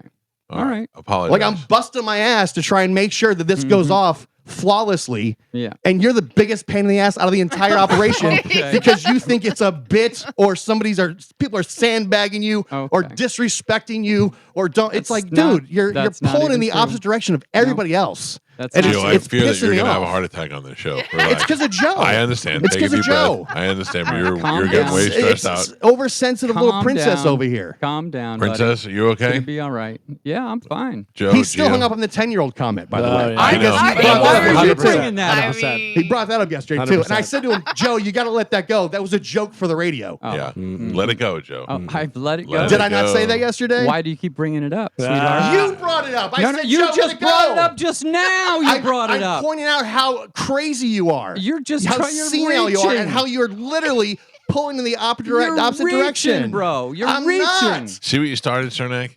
See what you It's started? insane. No, okay. Your little bits. All right, What you guys, bit? listen to me. Listen to me. We have to go to break. The truth will come out on Wednesday. when we I'm are not helping live Joe with anything. at 6 Great. a.m., 5 a.m. Central Time. All right? And Joe, you said your confidence is high. Yeah. Gio? My confidence, everything that involves me is when I'm 100% confident. Galvin, are you feeling confident about what you bring to the I table? am very confident All about right. me The bringing show funny will stuff to the table. The show will 100% be on the radio, audio, everything. Video, Carmen. I don't know. I don't care.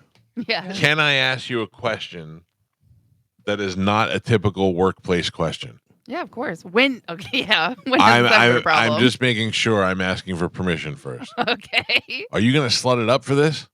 Yeah, of course. All right. Well, I know That's it's the whole unwritten. point. It's an unwritten thing, but we just want to make sure because if you slut it up, that's going to attract more athletes, especially the black ones. Yeah, I'm not gonna go there in sweatpants and a t-shirt. Like Okay. Yeah, I yeah. know the reason why I'm going. Oh no, the reason why you're going is because you're part of the show, but one of your added So value. why wasn't I going in the beginning? Because I honestly thought that you would not want to go to New Orleans in a car with us. I think you're right. I don't want Yeah. to go anymore. I- After all 100%. this, I don't want to be around that. Like I actually thought you'd be relieved that you'd go, oh, good, I'll just stay here and run the board. Like you wouldn't, like it would be every day for you, like just a normal. You wouldn't have to worry about anything. You don't have to travel. I did because we don't have anything glamorous going on over there. It's not like we're going to parties and we're going to the I don't know. yeah, but that's not the point. By excluding me, that makes me feel not part of the show. It's not excluding you. I didn't say you're not going. I just assumed you wouldn't want to go. You did too. You said you don't want to go, so What? you're not going. Did I say that? Yeah, I mean, it would Yeah, have been much better to be like, Carmen, are you going to the Super Bowl? Would We you want like you to to go. go, We or want did- you to go. Well, the Dude. other problem we had, Carmen, at the time is that I was paying for everything. So I didn't know how many people we. So you weren't going to pay for me. You were going to just pay for everybody else on the show. No, because I'm not important. No, I don't think everybody was going to make the cut. I don't think everybody was going to make the cut. So who else wasn't going to make the don't cut? don't put me in But that situation. exactly, everyone else was going to make the cut, just not me. You're I the get only it. one I could say that to. The other people are very sensitive. Yeah, apparently. Very sensitive. Tensions are high. There's a princess on the show. Just so you know, I will be slutting it up as well. Yeah. Thank Does you, everyone Galvin. else? Does everyone else have to slut it I up? assume that, Galvin. Okay. No, we're not trying to attract other lesbians. We're trying to attract men over to us. Okay, but Yeah. there's gay men in the How- NFL. How about this? Carmen, no, there's There's not. one. There's only one. Oh. How about this? I used to when the Super Bowl was here for the Ravens Giants Super Bowl, and we were at the convention center. There was a station from DC, a sports radio station, who had a girl that was slutting it up to go out and guess. That girl was Stacy Keebler. Oh wow! Yeah, how about that? Yeah. All right, we got to take a break. The Deep Inside the Music guys are here. They got to come in and set up. We're going to go deep inside Alice in Chains, the episode that's going to air on YouTube. Well, I don't know if we're doing that today, but Galvin's Alice in Chains episode airs on YouTube this week. We'll bring those guys in next on 102.5 The Bone.